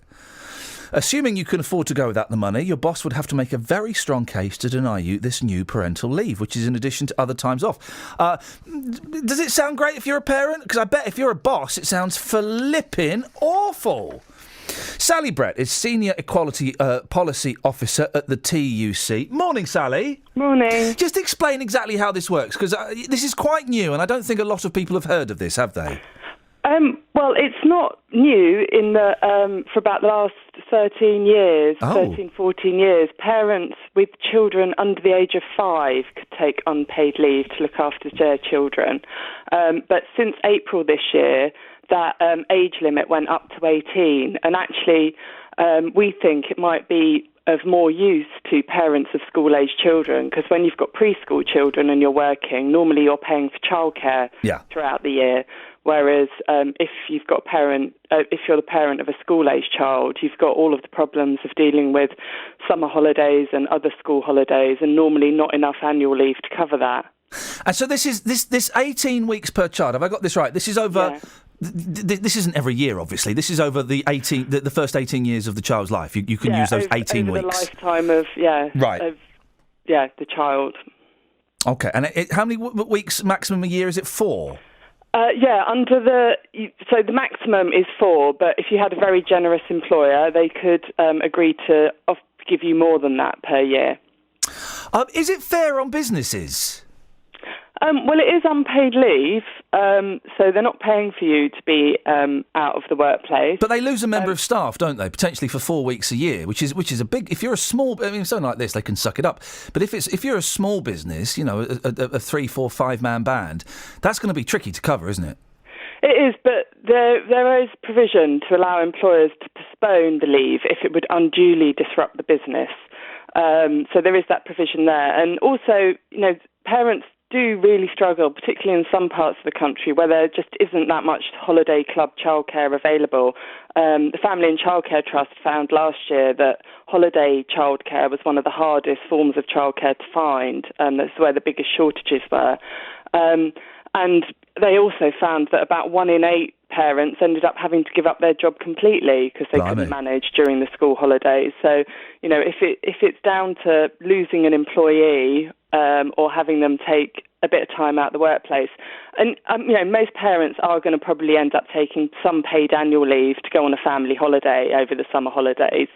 So they're unlikely to take 4 weeks unpaid. I think in one block, and also, under the law, you have to take the leave in blocks of 1 week. Right. But if you had a generous employer, they could agree to be more flexible. And actually, if they allowed it to be taken on a daily basis, I think that would probably help more parents, and it would probably mean that you weren't getting a whole week out the workplace. You probably have, parents juggling childcare with farming them off to grandparents for the day and taking maybe an odd day here and there just to help them out. I can kind of see both sides of the story because, I can understand that summer holidays and Easter holidays and things for parents can be really hard and really expensive. But also, if you are a small business and 1 or 2 people, want to take a couple of weeks off in the summer, that is going to punish the businesses, isn't it? Because they've either got to get someone in to fill it, which is going to cost them extra money getting a temp in, or they're going to have to cover it themselves, or they're going to have to train somebody to cover it. It does seem a little unfair on the businesses. But people have children, people have family lives. When you employ people, you have to accept the fact that they will not always be able to work every single day. They do now that the law's been changed, don't they? Yeah, but people will always be going off sick. But now this is now a legal entitlement to take. This is different from maternity leave, and loads of businesses kicked up a stink about paternity leave, didn't they? So they're going to hate this, surely. I think most businesses would realise that if it was a choice between losing a good, valued employee just for the sake of helping them out a bit over the summer holidays. But you seem to be ignoring the financial impact it's potentially going to have on any small business. But it's unpaid leave. Yeah, but they're losing a member of staff It's different from annual holiday or maternity leave, where there is a requirement to pay something. Yeah, but you're losing a member of staff for up to 4 weeks a year. Now, if there's 5 of you in a business, that's a massive impact. That's 20% of the workforce out. Yes, but then you would have to get cover if you had an employee who had an accident and was off sick. You would have to arrange some sort of That's different, though, cover. Isn't it? That's obviously different, isn't it, from having an accident to a legal entitlement where they can have 18 weeks off throughout their kids' childhood. Yeah, but actually you're unlikely, I think, to be getting many employees taking 4 weeks unpaid over in one block. They would probably most likely want to take just a week if they really needed it over the summer holidays or Easter holidays. Ooh, how do you know that? And if the employer was more flexible and allowed them to take it on a daily basis, they may just want a day here and there. I mean, my employer actually allows us to take it on a daily basis, and most of us... I thought you had to do it in a block.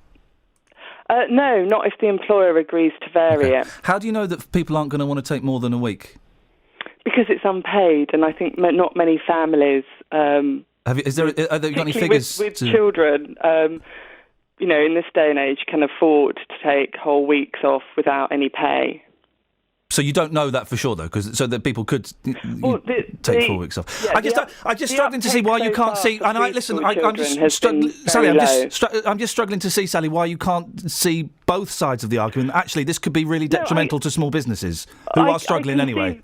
I can see that, but most businesses have to manage occasionally with finding cover for employees who can't come in for one reason or another. And as I said, if it's a parent who's really struggling to cope with childcare over the summer holidays, and it's a choice between not having them. Can I take the obvious route? I don't want to get all Nick Ferrari on your backside, but okay. So there are two people coming to me for a job. One's got kids, one hasn't. I'll take the one without kids, please. Well, good luck to you if you feel that you can make that kind of choice. But that's what people will do. Because if they're going to lose 4 weeks' work, then surely that's what people are going to do. Well, you know that people don't employ, and they're not allowed to, of course. But that doesn't change things. They don't employ young women who may want to have children at some point. That happens. We know that there is still that prejudice out there, but actually, there are more women working in small businesses than men, and when it comes down to it, I think most employers, when they're looking to recruit someone, they are looking to find the best person for the job, regardless of their age or sex or whether they have children, because they know that they can't guarantee that they are going to have someone who can be there exactly when they want. Two people all year round. There are two people. One reason or another why they have to take time out. If there are two people that are equally qualified, though, and one hasn't got kids, then they're going to go for that one, aren't they? I think they'd be foolish to. I mean, most. Or sensible, depending on how much they value having their staff with them and not having to find cover. But most people at some point are raising children or perhaps have other caring responsibilities that employees don't know about. Well, at some stage of their lives, you may employ someone who doesn't have children at that point, but how do you know they're never going to have children? Just wonder why we're punishing small businesses. I don't see this as punishing small businesses. It hasn't been introduced as a measure to punish small businesses. It's been introduced to try and help recognise that most people with children are also trying to manage bringing up their children with, having to work in paid employment, and sometimes it's really hard to juggle that. You can't just leave your kids at home all day alone and go to work. Someone's got to look after them. It's a really interesting one. I appreciate your time this morning, and thanks for exploring it with me, Sally. Cheers. Thanks, bye. Thank you very much. Sally Brett, Senior Equality Policy Officer at the TUC. Peter, I'm going to come to you after the travel. 03459 455 555. Travel news for beds, cards and bugs. BBC Three Counties Radio. Queuing on the anti-clockwise M25 from junction 21 for the M1 around to 19 for Watford. The accident's been moved onto the hard shoulder but looking very busy. At the North Orbital Road at Watford, a lane closed still for repairs to the road between the M1 at junction 6 and St Albans Road heading south. The A1 going south, that's busy from Eton Soken to the Black Cat roundabout and then from Holiday Inn to Stirling Corner in Boreham Wood. And because of the British Grand Prix at Silverstone, the A43 is one way between Cyrisham and Towcester. It's for race traffic only. Tom Watts, BBC Three Counties Radio. Across beds, hearts and bugs. This is BBC Three Counties Radio.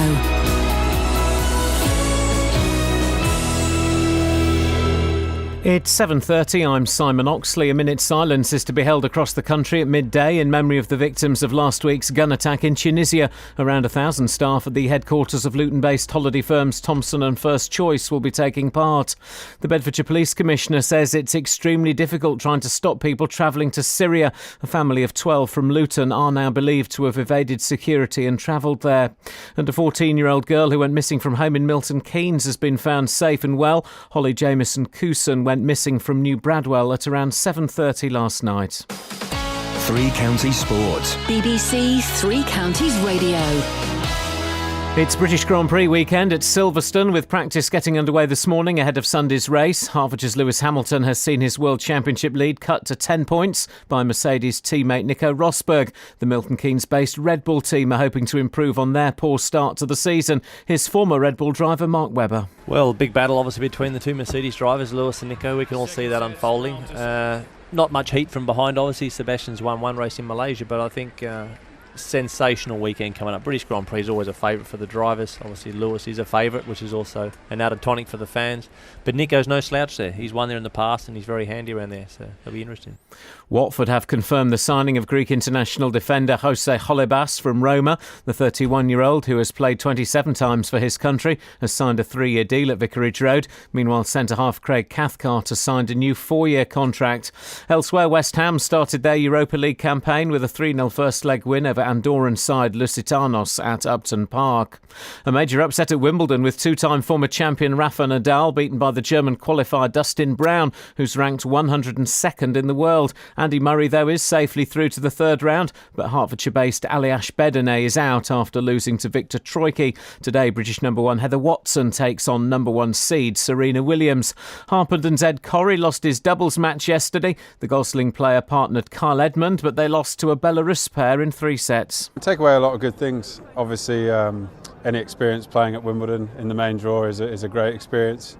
To have my family and friends there watching is something quite rare with how much travelling we do, so really enjoyed that. In golf, the Ladies European Masters continues today at the Buckinghamshire Golf Club. Woburn-based Charlie Hull is at 4 under, 2 shots off the lead. And Bedfordshire's Olympic cycling champion Victoria Pendleton made her debut as a jockey last night, finishing 8th in a race at Newbury. BBC Three Counties News and Sport. The next full bulletin is at 8.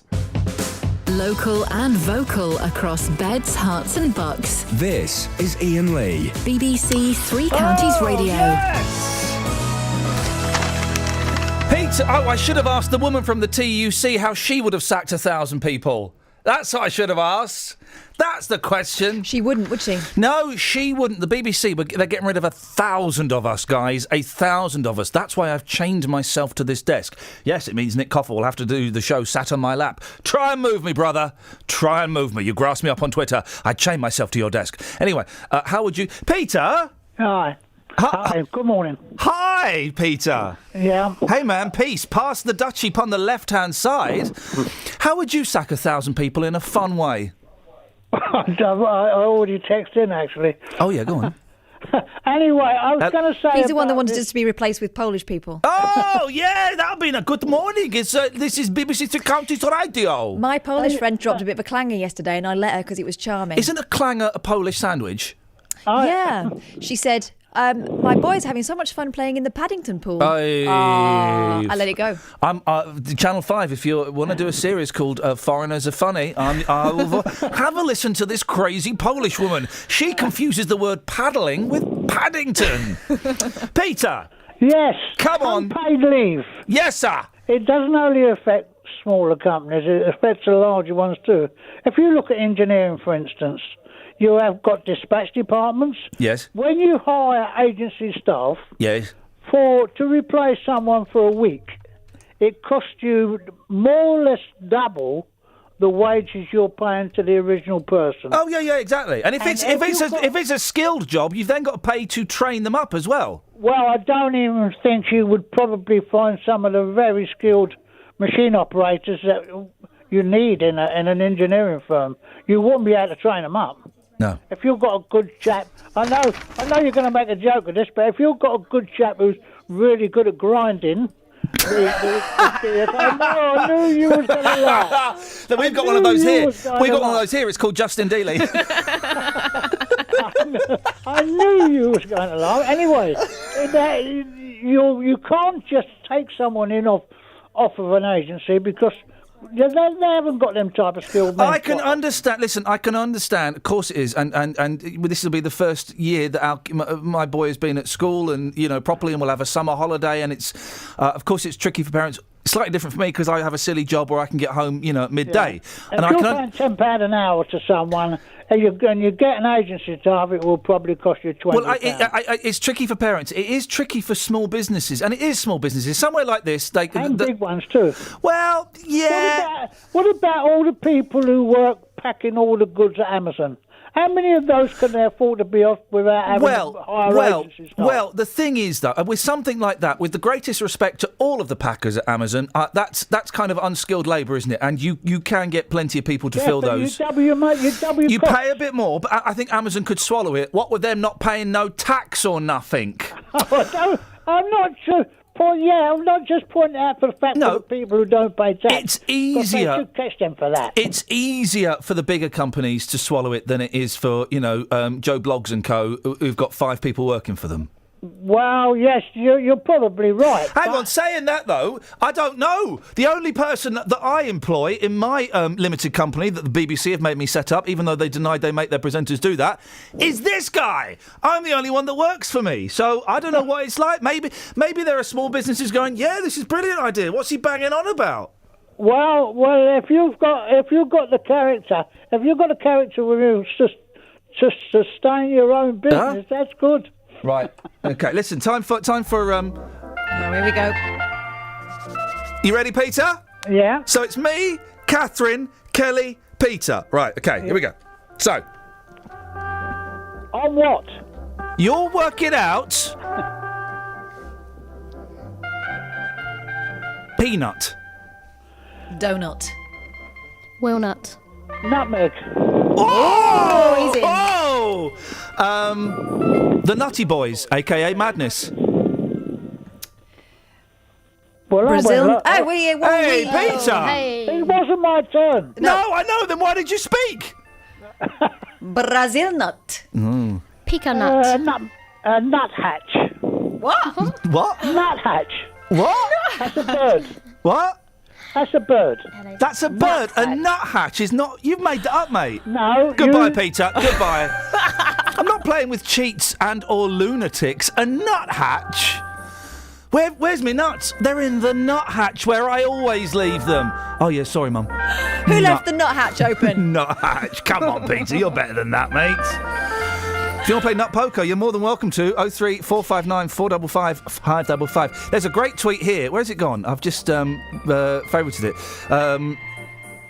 From Raj. That's not your name. Why have you said your name is Raj?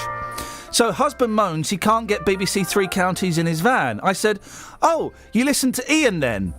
He replies, no, he's shockingly bad, but the bloke after is quite good. Well, fair enough.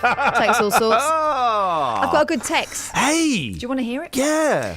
Helen in Milton Keynes says... Morning, Helen. I worked for a very large German industry in the 1980s who required a female manager to sign a contract not to have any children during her employment. Oh. As she needed to work, she agreed. But as time passed, she had to choose between well-paid work or starting a family. She left the company and was replaced by a man. Boom shakalak. Do do do do. Have you ever been asked? Goodbye. Have you ever been asked whether you're going to start a family? I do. And then we're going to do what you want to do. Hey. And I'm going to make love to you. No. All night long. I'm Andy Williams. He's not dead, is he? Is Andy? I think he went a bit. Not Andy Williams, Andy Murray. Andy Murray's 28. He's Andy not dead. Williams is dead. I think so. Oh. Let's just a little check. I'll be honest. I thought Val Doonican had died before. There was another gentleman who died last week. 2012. Hey, he died in 2012, did he? Oh no, I'm thinking of another gentleman died this week who I thought was dead already. I can't think who it was. Anyway, we'll have a Val Doonican tribute from Dealey later on in the show. Mm-hmm. Have you got anything, or should I? Oh, you know Kit Harington we were talking about earlier on, and we all kind of looked at each other like, who's this who's celebrity? Kit Harington at Wimbledon? It's Jon Snow from Game of Thrones. I've never seen Game of Thrones. Oh, Game of Thrones is really good. It's like Dungeons and Dragons with boobs. Oh, hang on a second. We're being pwned on Twitter. Again? I'm being sent pictures of nuthatches. It don't matter, it's only Peter. He'll forget it by this afternoon. Twitter is full of filth. Nuthatches. Is it a nuthatch or a nuthatch? A nuthatch. Did anybody have this massive hail yesterday? The golf ball hail? No. I've seen hail that's the size of a young lady's fingernail, but I've never seen like the hail that's the size of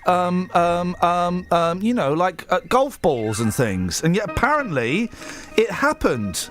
Storms triggered by the heatwave yesterday. Oh, a heatwave storm. Don't you want to go and stand out in that with your head tilted back and your mouth wide open? Always. Storms triggered by the heatwave sparked thousands of lightning strikes yesterday. Lightning strikes. Hang on, I've got a joke. Lightning strikes. What, like in France? Boom! They're always having a strike in France. That's why I'm making a joke. Truckers stuck on the M20 motorway. It's called piling up. Oh, they are doing the stacking system where truckers can't go through all the time. They've got to wait their turn, wait in line. Truckers playing football on the M25. Oi! It's the M20, but M25. I was talking to my guitar teacher about you yesterday. Oh, yes. She said, if I were to come in and play a tune on my guitar, would you sing along? I said, Woody. Woody. Woody. Hang on a minute. He would. Hang on a minute. Where's me Woody? There it is, ladies and gentlemen. There it is. I'll sing it. I'll sing. You know I've got a good voice. Wow, you've got a voice. More scary weather is for scary weather. Come on, guys. It's only scary if you're 3 or a cat. More scary weather is forecast today, including hail the size of cricket balls. Wow, even bigger. And torrential rain. Scotland and the north bore the brunt of the strikes, with bolts setting fire to roofs or roofs. I'd say roofs. I say roofs. They've said roofs. Yeah. If it's set, okay, has it set fire to dwarfs or dwarves? I would say dwarves. There we go. You see, then it's roofs. No dwarves have been set fire to. If you're riding your pony, you listen to the sound of the hooves, don't you? Or the hoofs. Lorraine Gibson, 52, was at her home with her husband and nephew in Blakelaw, Your Honour, when a lightning bolt blasted through the roof at 4 p.m. She said, Newcastle, it was like an explosion had hit the house, Buggy.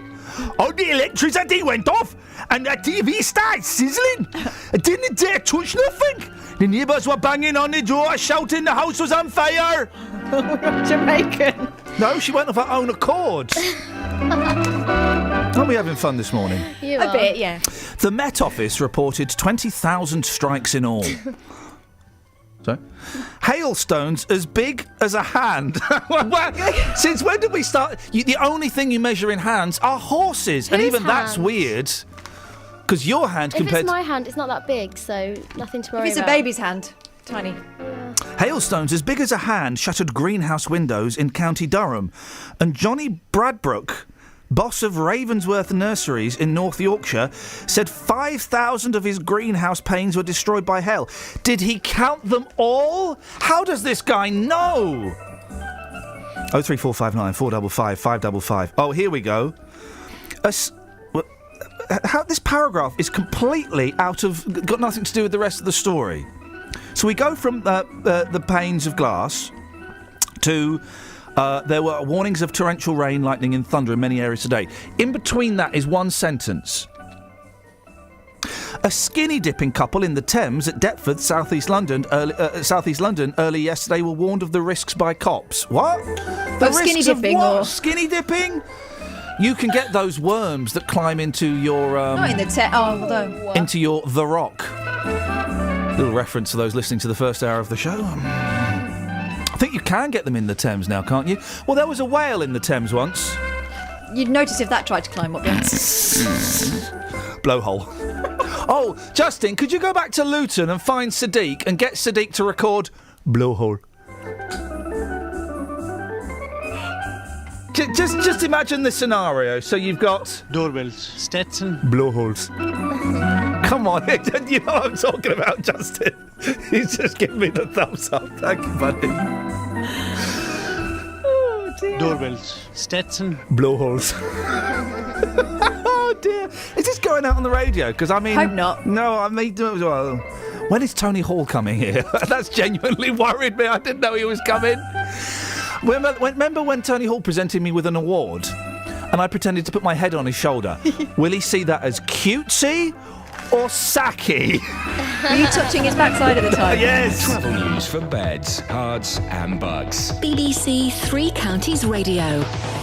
It's getting back to normal on the anti-clockwise M25 where there was the accident just before junction 19 at Watford. It is still busy past the M1 though, between junction 22 for St Albans and 20 for Kings Langley. At the North Orbital Road at Watford, lane closed still for repairs going south between the M1 at junction 6 and St Albans Road, the A412. The A1 going south, that's busy between Eton Soken and the Black Cat roundabout. On the A10, it's busy at Cheshunt going south from Turnford towards Enfield. Tom Watts, BBC Three Counties Radio. Thank you, Tom. Hey, we've got a tweet. The show's better when Kelly's got her mic in it. There we go. It's only from Scott, though, so it doesn't count for nothing. Just finding the news, don't worry, it's all right, don't panic. What I'm doing, I'm a professional. 7:46, Friday the 3rd of July. I'm Iain Lee. These are your headlines on BBC Three Counties Radio. A minute's silence is to be held across the country at midday in memory of the victims of last week's gun attack in Tunisia. The Bedford Police Commissioner says it's extremely difficult trying to stop people travelling to Syria. And a 14-year-old girl who went missing from home in Milton Keynes last night has been found safe and well. Let's get the weather. Here's Elizabeth. Beds, hearts and bucks weather. BBC Three Counties Radio. Hello, very good morning to you. It's going to be a beautiful summer's day this morning. We'll see plenty of blue skies and sunshine around, just a light southeasterly breeze. And by the time we get to the afternoon, then we'll be up to the mid-20s in Celsius. In fact, some places in the high 20s, approaching 28, 29 degrees Celsius, perhaps for some areas. So all in all, it's going to be a really nice day. We may just catch one or two very, very isolated thunderstorms later on this evening, particularly for western areas of Buckinghamshire. But they'll tend to be very few and far between, if at all. There is a Met Office warning out for them, so worth a mention, because where we do see the thunderstorms, we could be looking at some intense downpours, some thunder, some lightning, the lot really. But most places getting away with a dry and a sunny evening and then a dry night to follow. But very warm and muggy tonight. You may not sleep very well. It might be very uncomfortable. Lows of around 18 or 19 degrees. But a sunny Saturday tomorrow. Blue skies, sunshine. Temperatures getting very close to 30 degrees, if not 30 degrees once more. It will stay dry, but there might just be a few showers around on Sunday, and it is looking a bit cooler, a little bit cloudier. Highs of 23 degrees on Sunday with sunny spells rather than wall-to-wall sunshine. That's the forecast. Thank you very much indeed. Sundays on BBC Three Counties Radio. It's a one-on-one connection thing. It's about me, it's about you. That's what it's all about. Edward Adu. It's not going to be Top Gear. It's going to be 1,000 times better. Every Sunday night from 8. Eclectic black music. It's going to be funk, soul, hip-hop, reggae, even a bit of house as well. It's like a social club. It's the Edward Adu Social Club. We just hang out, peanuts, glass of water. That's what it's all about. Edward Adu. I wear weird trousers, I wear crazy glasses, and I love fried chicken. Every Sunday night from 8 on BBC Three Counties Radio. Local and vocal across beds, hearts and bucks. This is Iain Lee. BBC Three Counties Radio. Here's something, food fans, that really is going to blow your minds. I don't think I've ever had fried chicken. I've certainly never put my hand in the Colonel's bucket. That's never happened. I remember once being very drunk and staggering home, and I only had about 60 pence. And I was hungry. And all I could afford to buy was some of the Colonel's very, very vinegary coleslaw. That's all I could buy. That's all I could afford. What deprivation. Oh, it was awful. But I've never had the fried chicken. I like the Colonel's Twister. Oh, the Colonel's a real guy, yeah? I think he was. He was a real person. He died quite recently, I think. It's like Ronald McDonald is real. The Hamburglar, is, as far as we know, is escaped from the mental institution. What about Mr. Grimace? Who's Mr. Grimace? The purple one. Oh, I don't think he was real, mate. What? I don't think anything that is purple is real, is it? Wendy's real. Is she? Is she not? Well, Jenny isn't real. Aunt Bessie ain't. No, she's not, is she? Sarah Lee isn't. Is Uncle Ben real? Oh, and don't tell me Uncle Ben's made up. What kind of sick mind would create... There's a picture of him. He's got a wife as well, Aunt somebody. She's black. She's a black lady. I don't know what she's responsible for. You're telling me that's not a real... Do you know, though, she has products of her own, doesn't she? No, she doesn't. Hasn't Uncle Ben got a wife? I'm sure Auntie somebody. Honestly, I'm sure. Unless it's like a knockoff Uncle Ben rip-off. If you've got an Uncle Ben, call me now. 0845. No, Uncle Ben has got a wife. No. But if neither of them are real, this is insane. Maybe Uncle Ben is the husband of Aunt Bessie. No. No. This is. I mean, hey, they would have been early adopters for that to have been the case. But no, Aunt Bessie's from olden times. She wouldn't want to get involved in a mixed marriage. No. There is definitely. I'm sure Uncle Ben is real, and that he has a wife. I'm sure I've seen a product with his wife's picture on it. The phones are going nuts with one call. Well, LA 3 the phones are being used by nuts people. I'm sure there is. 03459 455 555 is the telephone number if you can fill in the gaps. David J. Laidlaw, who complained about Nick Coffer on yesterday's Iain Lee show, has apologised. Oops, I got it wrong. It was Iain Lee I needed to complain about. Okay, well, now you know who to complain about, David. Please, feel free. Nick. Email boss@bbc.co.uk, tony.hall@bbc.co.uk if you like this show, and if you don't, then I suggest you write to James Rea at LBC. That'll get that sorted out. Any texters? Well, I've got a tweet through from David who says Uncle Ben is married to Annika Rice. Oh, okay, it's a joke. Yeah. Is it? Yeah, Rice. Oh. Rice. Oh. Rice. Kelly's got the real answer from Pam, who refuses to come on. Why? What? She just is happy to know it herself and not tell anybody else. She's sharing it. Go on, who is it?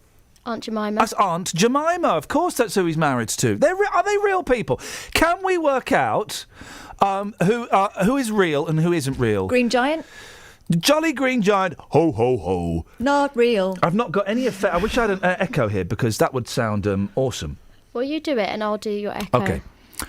Say it. Green Giant? Ho, ho, ho. Ho, ho, ho. Okay. So he's not real. I'm guessing. So we think that the Colonel is real. Mm-hmm. Let's be serious, guys. Ronald McDonald, he ain't real. Oh? There is not an insane genius who this came up with the McDonald's burger. Uncle Ben and Aunt Jemima, I think I'm going to say real. If I were on what's that program with the really smug genius on it who plucks his eyebrows and is a bit bitchy, and I interviewed him once and was a plum. Eggheads. If I was on Eggheads and Jeremy Vine or the other fella, depending who's doing it, I never understand why they swap presenters, said, are Uncle Ben and Aunt Jemima real? I would put my coin on the yes side. Right. I would go for yes on that. Who else? Aunt Bessie we know isn't real. Sarah Lee? Sarah Lee has got to be... Anne Summers isn't real, is she? Anne Summers is owned by a woman... But there is no Anne Summers. That's just, she gets made up as like a sexy name. Will come the old Bill? There's no name sexier than Anne. Well, Anne's kind of like, because the implication with Anne Summers is that even the woman next door, happily married, could be up to a little bit of sexy fun. And Anne is kind of is a normal name, isn't it? Oh, Anne. So Anne Summers isn't real. What about Anne Harvey? I don't know who that means. She does big girls' clothes. Is Knickerbox real? Claire's Accessories. Is Claire real? Claire has to be real, doesn't she? Claire has... No. Claire in the Claire's Accessories has to be real, surely. 03459 455 555 is the... Do you want some Texas? Yeah, go on, why not? Okay. He's literally just a madman rambling on here, so yes, please. Disco Dave says, Iain, I employ 3 females on my disco. I'm assuming you mean human females. I have one that's having 2 weeks off if her daughter's away on holiday with the school, which means I'm one person missing and I can't employ anyone else as she's trained up to run my media. P.S. If the BBC is getting rid of staff, does Kelly want a job? Why does he Assuming you're going to get the sack? He's going to get rid of me? Let's be honest, if anybody's job is at risk in this, I do. it's Catherine's. Aunt Jemima isn't real. Wendy is real. She's the adopted daughter of the company founder Dave Thomas. There's a real Wendy. And is the picture of Wendy, is that like a portrait of her? It's a photo of her? Actual Wendy. Scott says, is Linda McCartney real? And what about Stringy? We know that Stringy's real. We've actual Stringy. We've come across Stringy in the street. We've seen Stringy. Any more texts? Yeah. Go on. One from Liam in Bletchley. Odd thing about unpaid leave. I wanted to take unpaid leave to go on an extended holiday, sailing across the Atlantic in the annual rally, the Ark, in 1992. Oh. It was the 500th anniversary of Christopher Columbus discovering North Atlantic trade winds. Well, okay, yeah. well, it's timely then. My company dissuaded me on the grounds that it would affect my pension, but allowed to anticipate some of the following year's leave. Just a thought about company pension implications, says Liam of Bletchley. Well, I didn't. I don't know what. No, I tuned out there. Can I read this? This is page 37 of the Daily Mail. Camper van stowaway. Couple shock as migrant leaps out of the toilet as they leave port. I would be shocked if a migrant didn't leap out of the toilet of my camper van. I'd be disappointed after all of this hullabaloo if I came back via Calais, if I didn't find at least 7 people hiding in the boot, up the exhaust, under my seat, hiding in the glove compartment, one holding onto the engine, 3. I want at least 3 babies underneath clinging on with their teeth, and someone riding a shotgun. Gosh, if anyone's out there waiting for a passing lorry or camper van, you've just been given so many ideas of how to attach yourself. I made myself laugh with saying riding shotgun. The joke is if you wouldn't notice, but then as you get... Anyway, a couple returning from a holiday in France was stunned when they arrived back in Britain to discover a stowaway in the back of their camper van. Christine and Jeffrey Seward were driving home when they heard a noise behind them and saw a stranger emerge from the bathroom of the vehicle. The pensioners bravely tried to stop the man escaping. Why? Just get out! Run! Be free! While they called the police, but he barged past and fled. Police have so far been unable to trace him. The couple had caught a ferry from Roscoff in Brittany to Plymouth. Unaware they had a stowaway, Mrs. Seward assumed she'd not locked the door and went to secure it. I mean, it must be terrifying, but... I mean, you're not going to try and stop them. Go, just get out! So the phone-in is, when have you hidden in the loo? There we go. And if you had to hide in a car, where would you hide? Yeah. 03459 455 555 is the telephone number. Rob Nathan says, you said nothing purple is real. Purple Ronnie is real. Oh, I used to hate Purple Ronnie. I bet you loved it, didn't you? I just remember every birthday card I got in the 90s love had you that one. and your burps, and I like to do a fart. That was Purple Ronnie. It's like, flipping heck. You always knew if you, on the rare occasions in my youth when I managed to make friends with a girl and eventually you went back to their room in halls or their scummy room in their shared scummy house, if they had Purple Ronnie cards all over the place, you would look at your watch and go, do you know what? I've got to go back and feed the dog. You wouldn't want to hang around there. 03459 455 555 81333. Start your text 3CR. Let's get the trav. Travel news for beds, cards and bugs. BBC Three Counties Radio.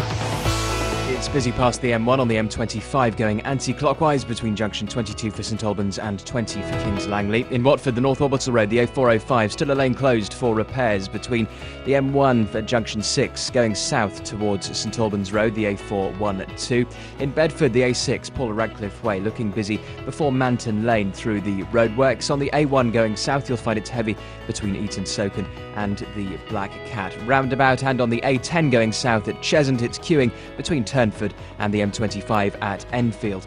I'm Tom Watts, BBC Three Counties Radio. Tom, thank you very much indeed. So, which people are real and which people aren't real? It kind of only makes sense if you've been listening to the last 10 minutes of the show. We know that Ronald McDonald isn't real. Turns out that Wendy is real. I've just seen a picture of her. Does she have like a black card for Wendy's or something? You know what I'm saying? 03459 455 555. Here's the news with Simon Oxley. Local and vocal across beds, hearts and bucks. This is BBC Three Counties Radio.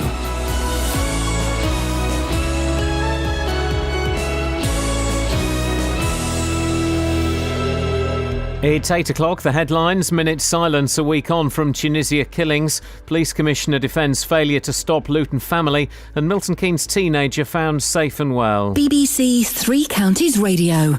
A minute's silence is to be held across the country at midday in memory of the victims of last week's gun attack in Tunisia.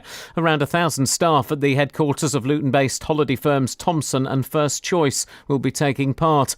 The 30 Britons killed included Watford engineer Chris Dyer, whose death was finally confirmed yesterday. Daniel Bircher reports. The Queen and the Duke of Edinburgh will observe the minute's silence during a visit to Glasgow.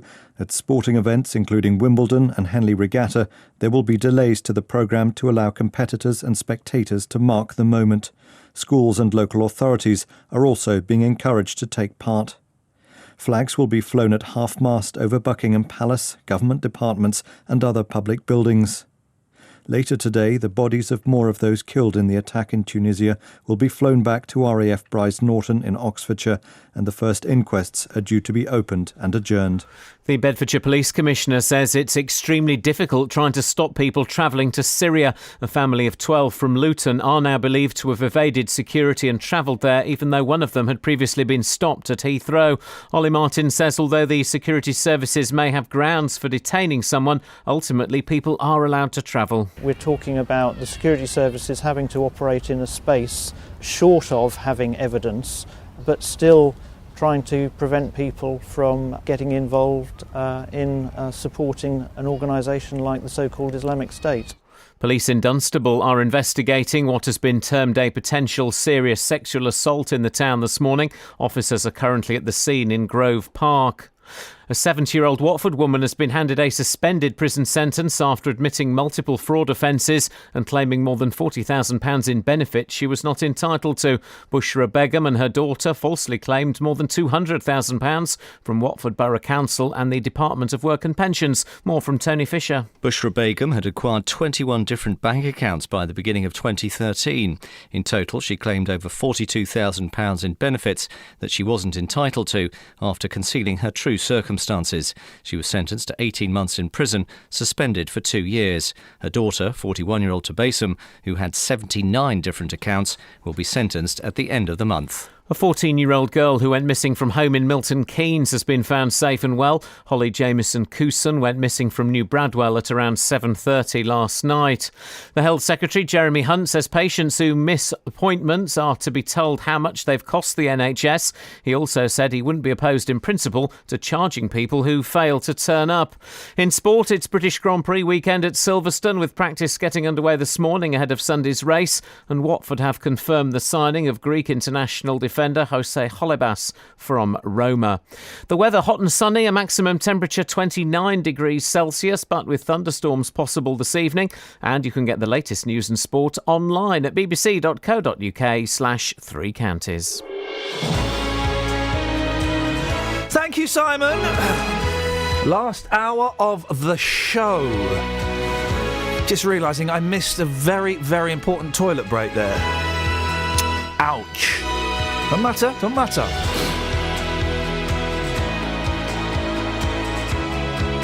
Someone's just sent me a picture of Colonel Sanders. Sanders. There we go. Sanders.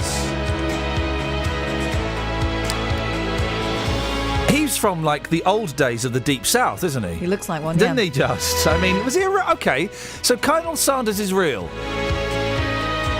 What's his military background? Is he really a colonel?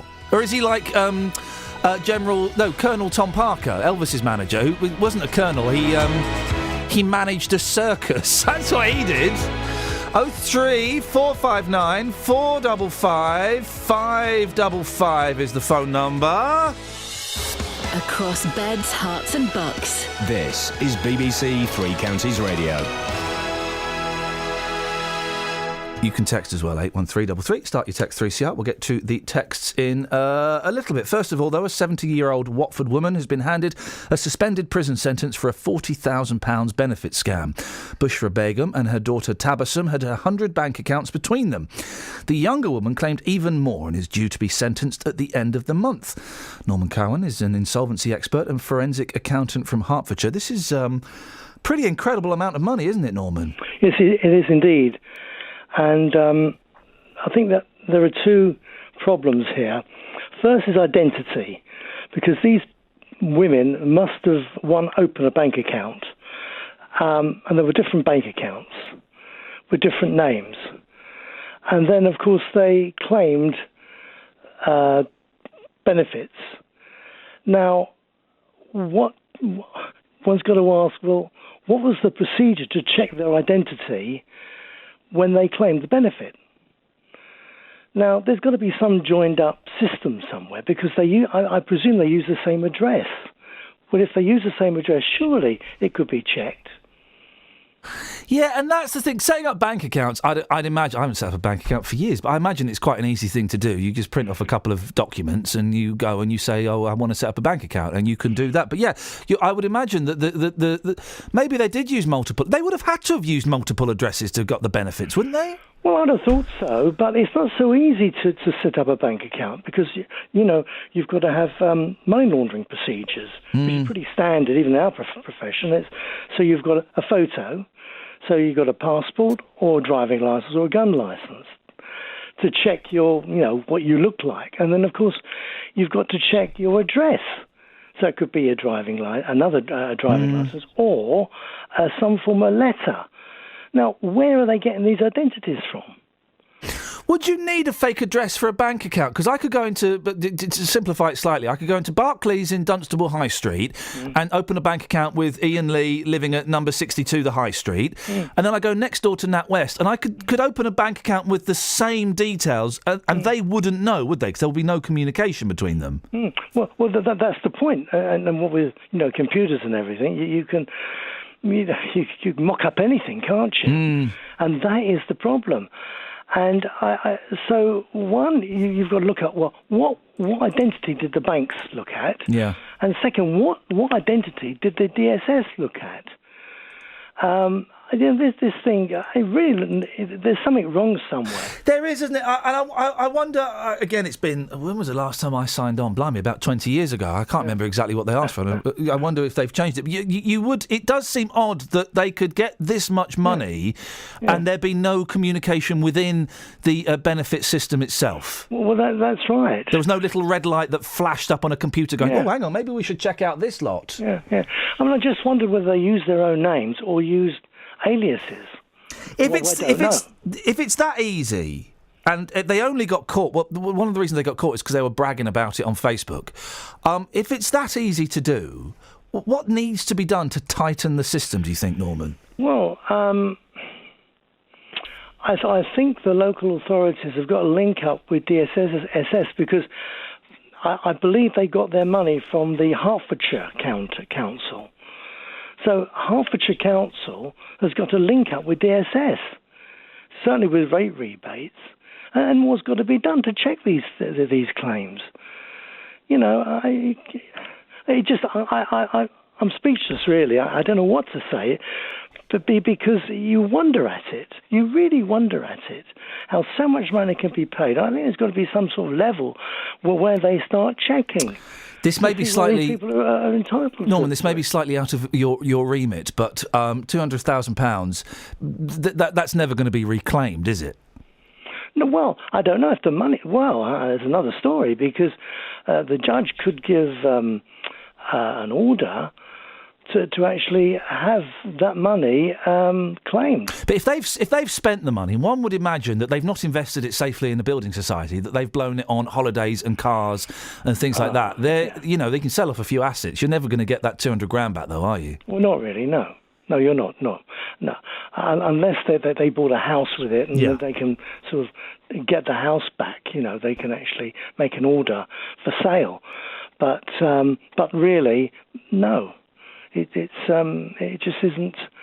I had a case recently where a man was a lorry driver, but was on sick pay because he had emphysema. Yeah. That didn't stop him driving up to Glasgow and back, and he was found out when he tried to claim some money for a legitimate job, and then because it was all, the person on the other side of the window said, "Hold on, this doesn't make sense," and then he was followed, and he got caught. And Norman, listen, we have to move on. I appreciate your time. It's good to talk to you again. Norman Cowan, insolvency expert and forensic accountant from Hertfordshire. Local and vocal across beds, hearts and bucks. This is Iain Lee. BBC Three Counties Radio. So Colonel Sanders is the theme of the show. Have you seen that tweet from Piley? Once you see the Colonel as basically a huge head with tiny arms and legs, you can never unsee it. Because he's got one of those Southern American ties on it, American like Deep ribbon. South. Yeah. What do they call this? Bootlace. Bootlace tie. It looks he looks like Rolf Harris with tiny legs and arms, doesn't he? It really, it's a Rolf-a-roo. I've been looking into his background. Apparently not a real colonel. Oh, Colonel Sanders! No, businessman. Oh, Colonel! Born in 1890, died in 1980, so he didn't do badly. Yeah. Well, there's that information for you there. I know that you were grateful for it. I'm very grateful for it. I'm very, very grateful for it. We've got some questions from Tony here. Well, questions. He thinks he knows. Dave Luton is not real. What? He says he is a character. Is Matty Boom Boom for real? Tony. Hey, Matty Boom is Boom. questioning the verisimilitude of our callers. How very dare you? The only person that's not real on the show is Justin Dealey. Well, I hate to break it to you, Kels. That guy's real. Originally, the name Ann Summers, says Angela, was taken from an employee of the company. I think it was a secretary at Knickerbox. It's owned by Ann Summers.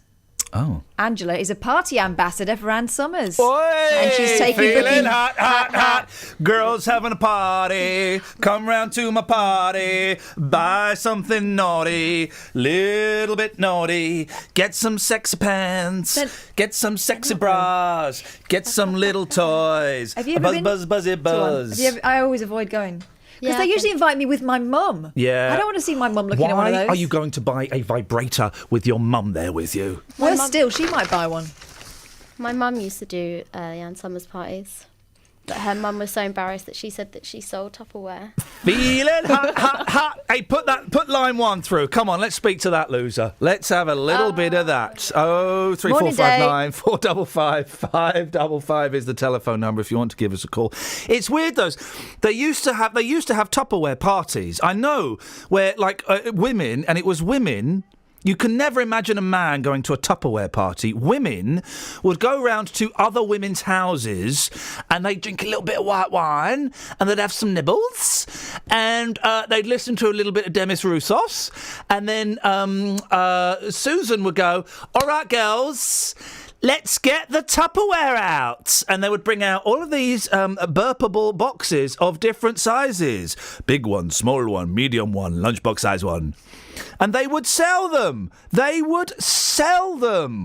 Imagine a Tupperware party, and Ann Summers parties were the same, but with bras with holes in.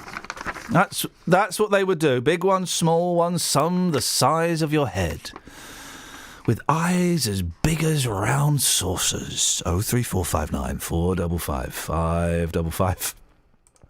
Is the telephone number if you want to give us a call. Dave is in Luton. Good morning, David. You're regular again. It just makes me want to go. Ooh. Hello, boys. Hello, my darling. Hello. Oh, really? Oh, really? It's like that? Oh, it's the BBC, isn't it? Got to tick a few boxes. I'll tick yours. What you got for us? I've just heard on the radio. I missed a little bit of it. Who said I'm not real? Who said that this old woman is not real? Tony. Who's How real are Tony? you? Who is Tony? Is he real?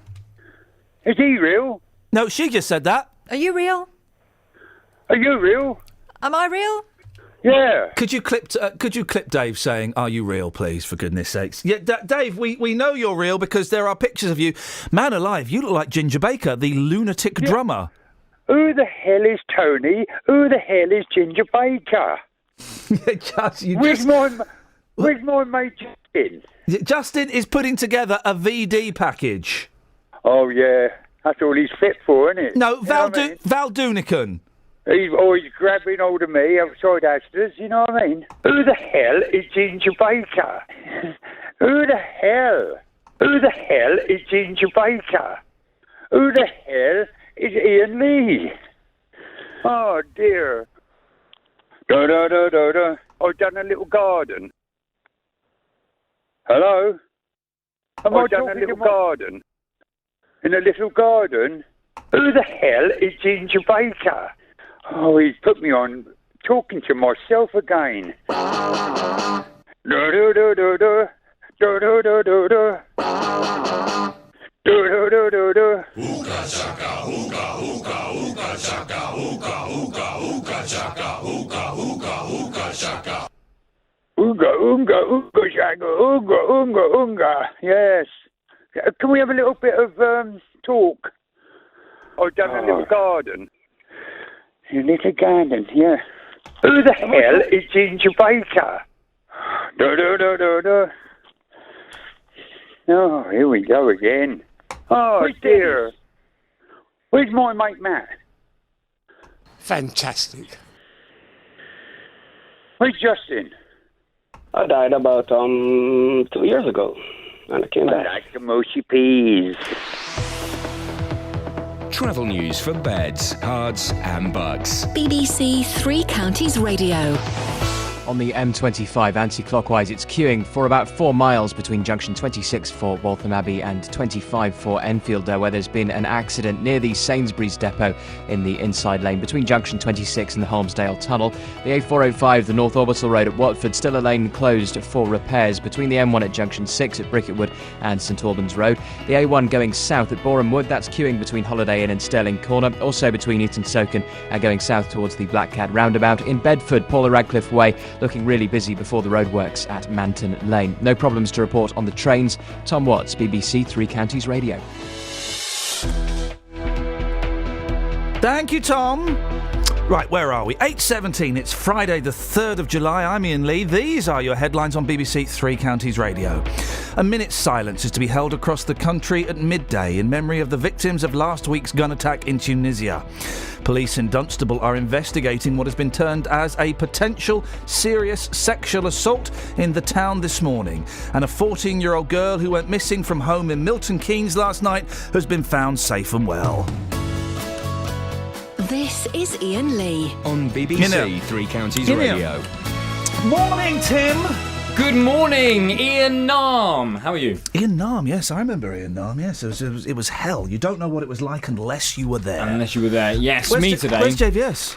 His liver's finally packed up, actually. Oh, is it? Well, we knew it was on the way out. Bad news. We knew it was on the way. No, he's away for the weekend. On the show, well, the weekend starts tomorrow. The weekend starts at 5:15 on a Friday evening. It started at 12 o'clock yesterday, I think, for JVS. What a slacker. What's on the show this morning, please? Well, on the big phone at 9 o'clock, is it common sense or just cruel to stop parents booking holidays during term time? A head teacher has told the BBC taking children out of school during term time is a form of child abuse, no less. Angela Konashevsky says education is more important than the holiday, and she would like to take away school places from children whose parents insist on taking them away when they should be at school. Oh. She insists that a holiday abroad is not a human right, and parents who can't afford them should just take their children for day trips in the UK. So from 9 o'clock, the phone lines are open for you. Is it common sense or just cruel to stop parents booking holidays during term time? Thank you very much. Nick Coffer on BBC Three Counties Radio. The book is all about how you can use nature to make walking a detective game. There's no cost to spending 10 minutes looking at all this stuff. 3 mums from Hertfordshire have got something a little bit different planned. This weekend they're walking the 100 kilometres. We've done lots of training and we're aiming to complete it within 24 hours. Nick Coffer. Is that a maze in front of your house? It's called a parterre. Oh, it's a parterre, is it?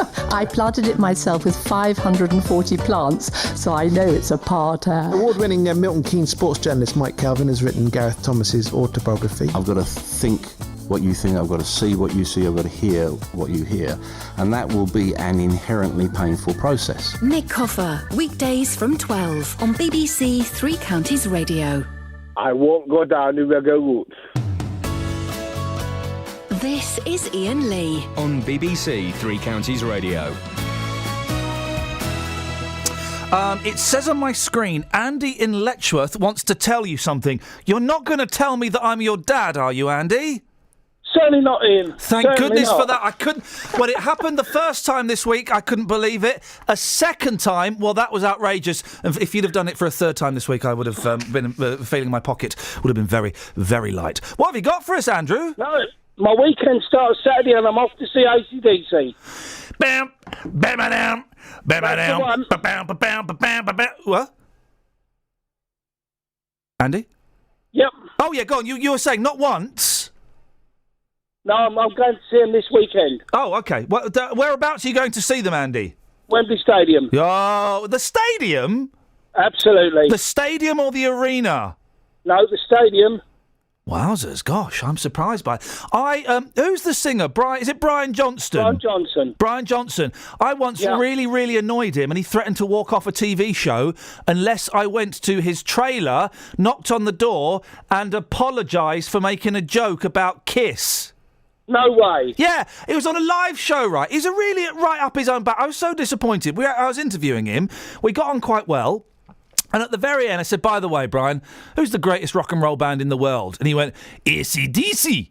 And I went, you're wrong, it's Kiss. Anyway, coming up after the break, we got Richard Blackwood, right? Which we did have Richard Blackwood. And he went nuts. He went absolutely nuts.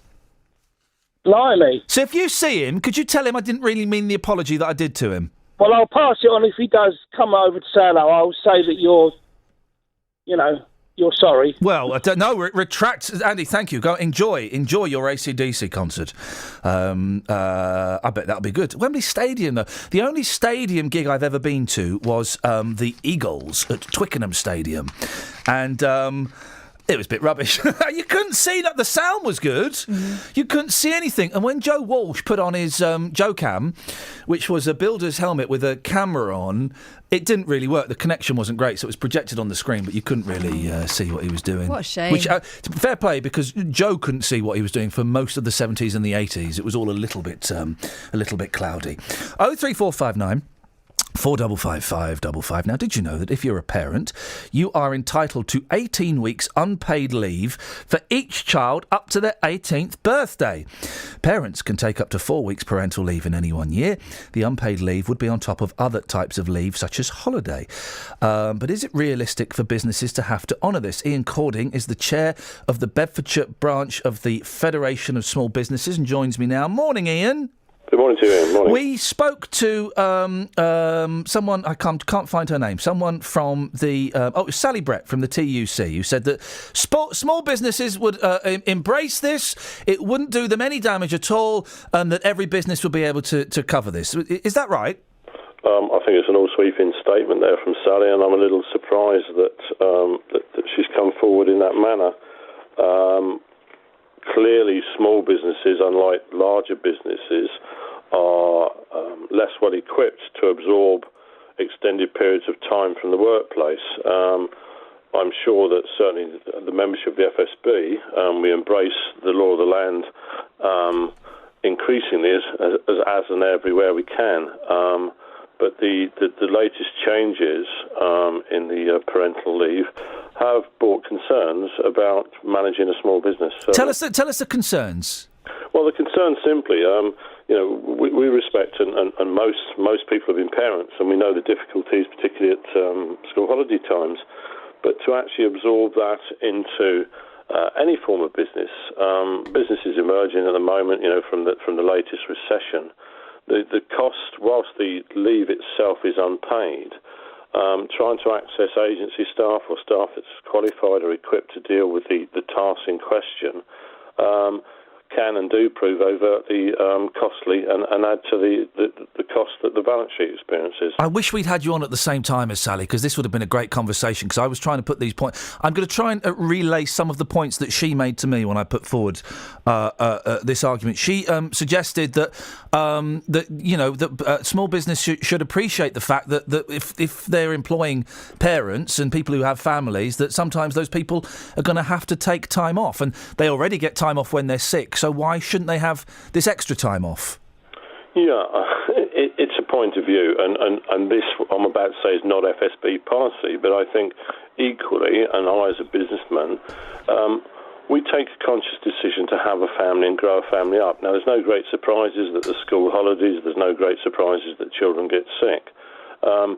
You try to factor this in, and these employers, these small businesses, SMEs, these guys are creating they're the risk takers. They're creating businesses that create openings for the employees. So for such a sweeping statement for someone of the TUC, I wish I was around early this morning, certainly. Yeah, I know. Next time we'll get you both on together because it would have made an interesting... Yeah, the early slot was a bit early for me today. Oh, come on! For goodness sakes, Iain, where's your backbone? No, I appreciate that. No, thank you for coming on. Is there the danger? Now, I know it's illegal, but is there the danger that that some small businesses might, look to employ people that don't have families, that possibly won't have families, because they just don't want to take the risk of losing 4 weeks a year? In terms of our membership, and we survey our membership very, very regularly, certainly we quiz them over things like living wages, minimum wages, etc., and we believe that we get an honest response. I don't think there's any suggestion that an employer or member of ours would deliberately set out to do that. But I think human nature in all of us is such that you're going to be asking some of those probing questions at interview time to see the background and the the potential for your business, be it a positive or a negative. I mean, our businesses, the shared paternity leave, the whole legislation around it, it's really quite complex. And I really think that even large employers are still struggling to get to grips with the actuality of this rather complicated piece of legislation that's come out as part of the bill. Let me come from the other side on this, Iain. This is a wonderful thing. It allows families to spend more time together, and that all businesses should just suck this up. That would be the straw that breaks the camel's back. You'll be aware of the now requirements being rolled out in terms of pension payments. Small businesses invariably act as unpaid collectors of VAT for HMRC. It goes on, and the burden to the small business cannot continually be absorbed where they're not getting breaks in other areas like corporations. Like those businesses that are incorporated, limited companies and so forth. Do you think that changes to the law like this, that it might force some businesses that are kind of on the edge anyway, it might force them out of business? I think there's a very real danger of that. It's usually a combination of factors, and I've spoken, I think, to yourself and your colleagues in the past. It's usually a combination of factors. It can be legislative requirements that have financial implications, but the continuity of a business where you're bringing in people that perhaps aren't necessarily trained in that particular field of work, if they're coming in for a week or a month at a time, you're going to experience a downturn in production or service, and of course it's the knock-on of that. It's the knock-on, not necessarily the immediate impact that would be experienced.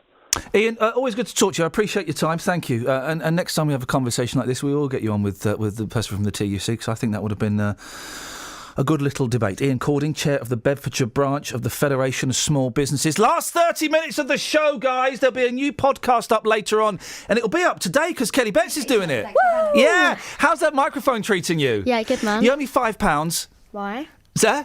Why? You owe me just because I helped. Well, because I instigated. I am the microphone instigator. Regulator. No. So you owe me £5 for that. You owe me £5. What for? For speaking. But then we Hang on a minute. You owe him £10 for mentioning your grandmother's birthday the other day. And that's true. And Kath. And I'm going to take £5 for reminding. Yeah, exactly. So basically, we're even. Are we cost neutral? Isn't that great, Tony Hall? This team's cost neutral.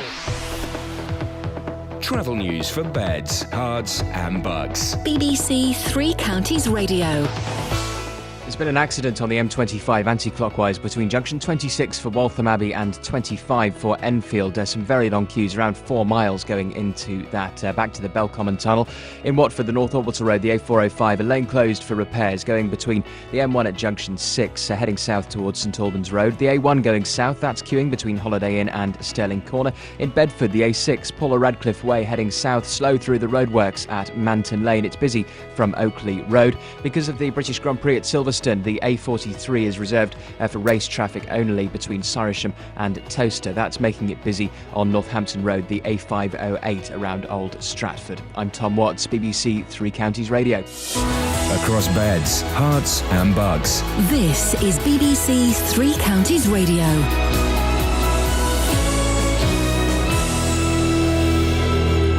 It's 8:30. I'm Simon Oxley. A minute's silence is to be held across the country at midday in memory of the victims of last week's gun attack in Tunisia. Around 1,000 staff at the headquarters of Luton-based holiday firms Thomson and First Choice will be taking part.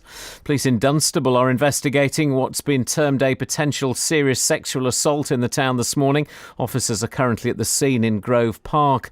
And a 14-year-old girl who went missing from home in Milton Keynes last night has been found safe and well. Three Counties Sports. BBC Three Counties Radio. It's British Grand Prix weekend at Silverstone, with practice getting underway this morning ahead of Sunday's race. Hertfordshire's Lewis Hamilton has seen his World Championship lead cut to 10 points by Mercedes teammate Nico Rosberg. The Milton Keynes-based Red Bull team are hoping to improve on their poor start to the season. His former Red Bull driver, Mark Webber. Well, big battle obviously between the two Mercedes drivers, Lewis and Nico. We can all see that unfolding. Not much heat from behind. Obviously, Sebastian's won one race in Malaysia, but I think sensational weekend coming up. British Grand Prix is always a favourite for the drivers. Obviously, Lewis is a favourite, which is also an added tonic for the fans. But Nico's no slouch there. He's won there in the past, and he's very handy around there, so it'll be interesting.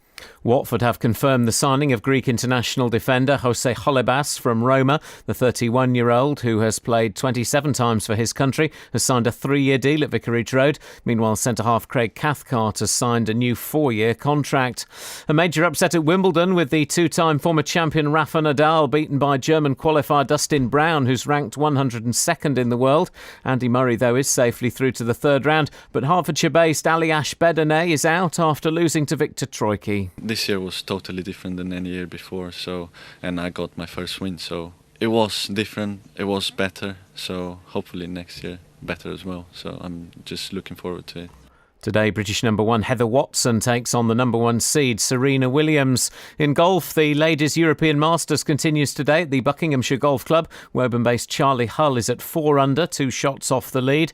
And Bedfordshire's Olympic cycling champion Victoria Pendleton made her debut as a jockey last night, finishing 8th in a race at Newbury. It was just over so quickly. I knew it would be. It'd be like a blink of an eye and it's done.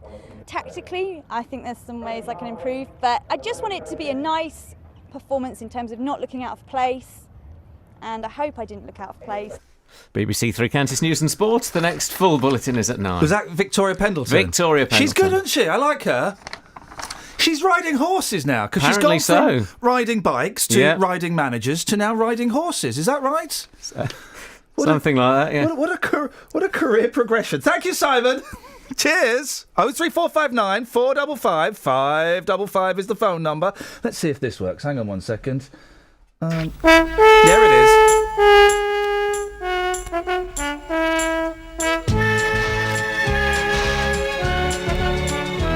So Tony, Mark and David, Anna and Suyin are left there on the island. Who knows what could begin? Adventure lies before them, danger lies behind. And as they go on searching, what new troubles will they find?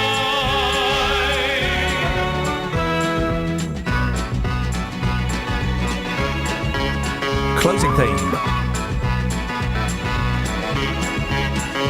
Yeah. It's quite funky. This is a bit like Stevie Wonder when he was good.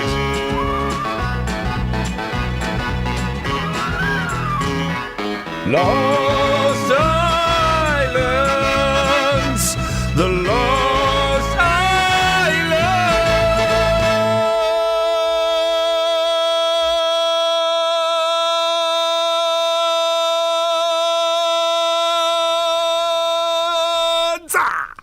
You know you're on air, right? I was doing that thing that good singers do, where my voice was wobbling, and I wasn't doing it by wiggling my chin. Kelly, is my ear bleeding? Yes. Is that one? Yep. I thought. I hadn't heard. Oh, hang on. Not again. No, but this is what we can watch the whole episode with this technology I've got here. This is actually what the Lost Island sounds like. Look, there's a man from the olden days with some cows. Is he the tyrant? No, here we go. Here we go. Okay. Kid climbing up a tree. Actually, it's a bit boring. Yeah. 03459 455 555. Let's go straight to the phone. Who's on line 2?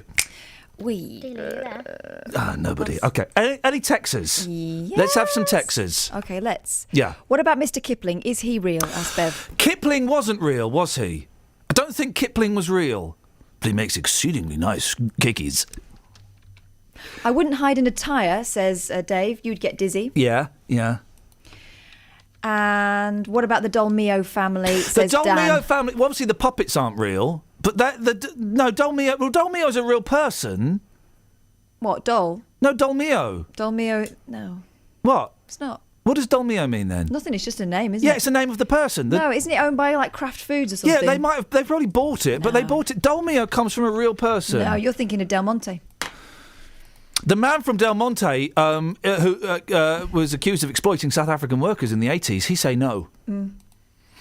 It's Mars, Dolmio. Iain, yeah, it doesn't matter who owns it. The Dolmio me, person it was does. real. Next, you'll be saying that Paul Newman isn't real. Well, Iain, is Ann Summers' party like a Tupperware party with a twist? They sell twists now. Is that a thing? I didn't read that on purpose, but yeah. I listen to you every morning on the way to work, and you are a total wind-up merchant. What's your beef? What's your beef? Paul's in Biggleswade. Morning, Paul. Morning, Ian. What you got for us, boss? I've got two characters for you that I think are both real. Okay, go on. You got the father-in-law, Captain Birdseye.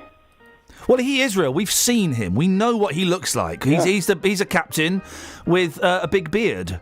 He's a big, tarry old captain. Big, tirey old captain, yes. Tarry old He captain. did go, you're right, Catherine's right, he went sexy for a while. They reinvented him as a sex pot captain. And the other one I'll give you is Bob Martins. Who? Bob Martin. Is that Pete? That's the dog tablet. Oh, I'm thinking of compost. Who does the compost? Compost is somebody. John Innes. John Innes. John Innes, oh yeah. John Innes has got to be real. Yeah. He's Neil Innes' younger brother. Bob Martins has got to be real. Yeah. Is Felix real? Thanks for calling. What about Mr. Dog? Well, I don't know. I think we're entering the realms of not taking this phone in as seriously as perhaps we should be taking it. Hey, Tesco's is in trouble. It's not. According to this, I'm going to go and buy some more of these records today. 10 pence. I know sure I can buy this stuff for 10 pence. This is the best 10 pence I ever spent. By the way, Dunstable, sort your charity shops out, because there's a lot of Cliff Richard, but Yeah. not much else in there. Oh, Kelly Brooks. Kelly Brooks. Kelly Brooks. Gosh. Anyway.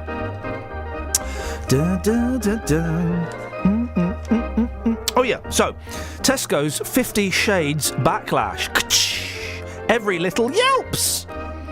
Tesco has moved its displays for the racy Borefest 50 Shades of Grey DVD after a backlash from customers. No, they haven't. Shoppers were angry. Turn your radio off. Sorry, I'm not got my radio on. so Oh, rude. she's doing that, is she? Right. Shoppers were angry. Get this, Justin. Yes, Geezer. Shoppers were angry. The bondage-themed film, James Bondage. That's a spin-off, if anyone wants it. My friend was in a very popular television programme called The Office, which you may have seen about 10 years ago, whenever it was, 15 years ago. And I had to break it to him that there is an adult version of The Office. Where it's kind of everyone looks like the characters, and they go around and they let's just say there's a lot of dictation. Lovely. Can you send me the email? No, and then he replied, going, "Oh well, that's weird and funny." How do you know this, Iain? Well, it's I just had to, sometimes I get lost in the later channels. Anyway. Shoppers were angry that the film was being flogged next to toys at the front of the store.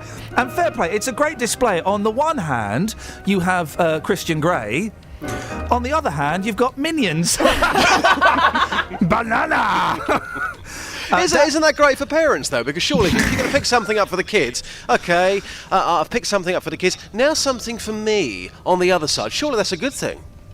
Carl Beach wrote on Twitter, not great Tesco selling 50 Shades of Grey next to kids' toys. Another customer complained about being confronted by a display. The thing is, right, is it an 18, 50 Shades? Or was 18, it of course it is, yeah. Well, was it? What do you mean, of course it is? Well, was it Well, a 15? Have a look, it's Kath. Is it definitely an 18. I think it might be a 15. No way. Yeah. No way. No, come on, 16's the legal limit. No, well, What yeah, for? Exactly, you see? yeah, fair point. Well, have Yeah. a little look. See what it says on the front of the DVD.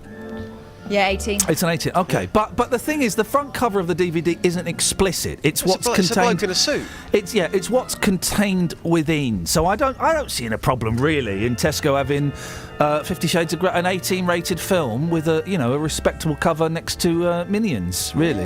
Here, here. By the way, Minions. You go and see Minions, Justin. You'd love it. Would I? It's hilarious. It's got a brilliant soundtrack. It's all the theme tune comes on. It's Happy Together by the Turtles. My boy starts singing it. It's full of music like that from the 60s, and it's very funny. Sold on the music alone. It's very, very funny. I'm looking forward to seeing Inside Out. That's going to be brilliant. Sorry? That's about people that live in your head. No. Not in your head. You're thinking of the local regional news programme, Well, also, aren't you? also brilliant. With that guy with the hair. What's Richard his- Whiteley. That's the fella. David Whiteley. David Whiteley. David Whiteley. Twice nightly Whiteley. Once yearly nearly. Anyway, Justin.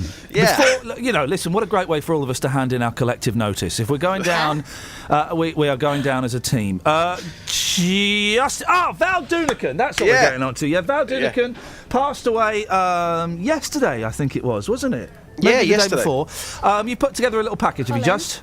I have indeed, yeah. A tribute to Val, who died peacefully, locally actually, in Buckinghamshire, at his care home. His family said he wasn't ill. To use a quote from the family, they just said his batteries had run out. Oh, what a lovely line. I know, What a it's a bit of a lovely weird line, quote, that one, isn't it? I'll have that one, yeah. Yeah, but I've been on the streets this morning. Here is my tribute to the legend that is Val Dunican. Hang on 1 second. Here we go, yes. Walk tall, walk straight and look the world right in the eye. 1964 was the year, and Walk Tall was Val's first hit single on the UK charts, which led to his own TV show, which attracted 19 million viewers, and the hits kept on coming. Across my dreams, with nets of wonder, I chased a bright, elusive butterfly of love.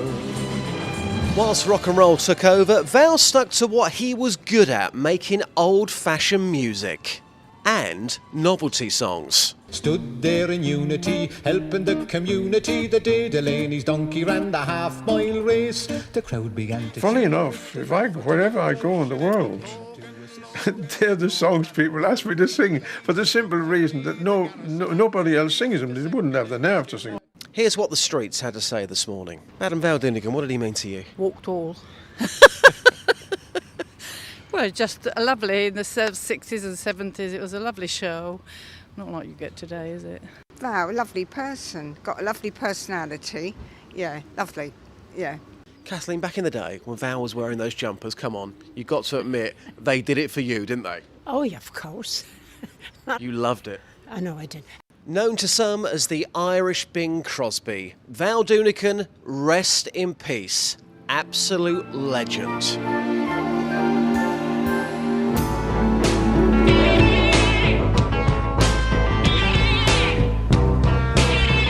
Now, Justin, I'm surprised you didn't mention this. Go on. Why am I playing this? Because... This is, I didn't know this. This is so cool. I think it was either... It was an album, wasn't it? His album took over the #1 slot from Sgt. Pepper, or denied Sgt. Pepper Ladies from going and to gentlemen, #1 initially. No, Val Dunican knocked this album off the #1 slot in 1967. And also, is that? another fact for you, Elusive Butterfly, that was also recorded by Bob Lind, and both versions were released at the same time, so you had two songs, the same song, in the top 10 at the same time, both peaked at number 5. This will be an interesting hour on a show.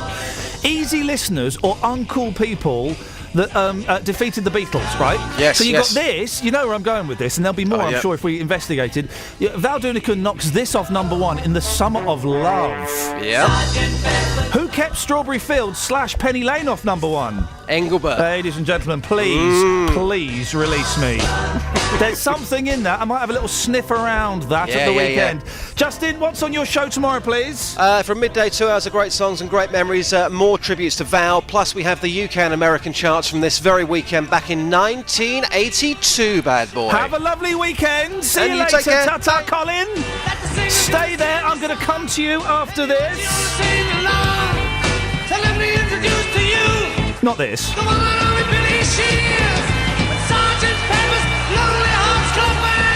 This. Travel news for beds, cards and bugs. BBC Three Counties Radio.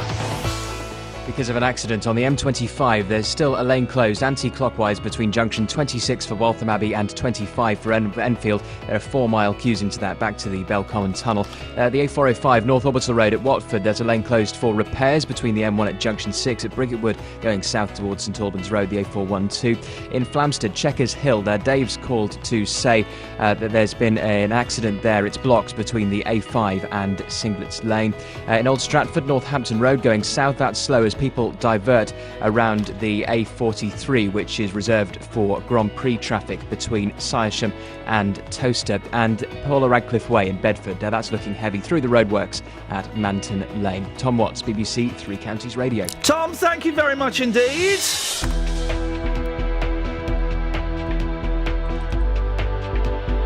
Last 15 minutes of the show. If you want to give us a call, 03 459 455 555. Colin, I'm going to come to you in a little bit. Don't go anywhere, boss. It is 8:46. It's Friday the 3rd of July. I'm Iain Lee. These are your headlines on BBC Three Counties Radio. A minute's silence is to be held across the country at midday in memory of the victims of last week's gun attack in Tunisia. Police in Dunstable are investigating what's been termed a potential serious sexual assault in the town this morning. Can see them from my window. And a 14-year-old girl who went missing from home in Milton Keynes last night has been found safe and well. Let's get the weather. Walk straight and look the world right in the eye. Can you do it over Val Dunican? Hang on a second. Hello. Hang on a second. Is that Val Dunican? Let's do it properly. No, this is Iain Lee. That was Val Dunican. Hang on. Three Counties Radio. Away you go. Away you go. Okay. Here we All go. right, off we go then. Oh, it's a nice day. Nice day, lots of sunshine, blue skies, a light southeasterly breeze. Top I'm not being temperatures funny, today. Elizabeth. What? That's not a weather report. It's a nice day. Sunny, breezy. Come on, give us numbers, stats. Stats and All right, numbers. here we go. At the moment, we've got temperatures at around, 16, 17 Celsius. But they're quickly going to rise, those temperatures in the sunshine. There's lots of that. It's a fairly simple day today, Ian. All the way up to around, I think we'll be looking at 27 or 28 degrees Celsius somewhere. We might even approach 30 degrees. You never know your luck. But we've got a little bit of a southeasterly breeze. It's fairly light.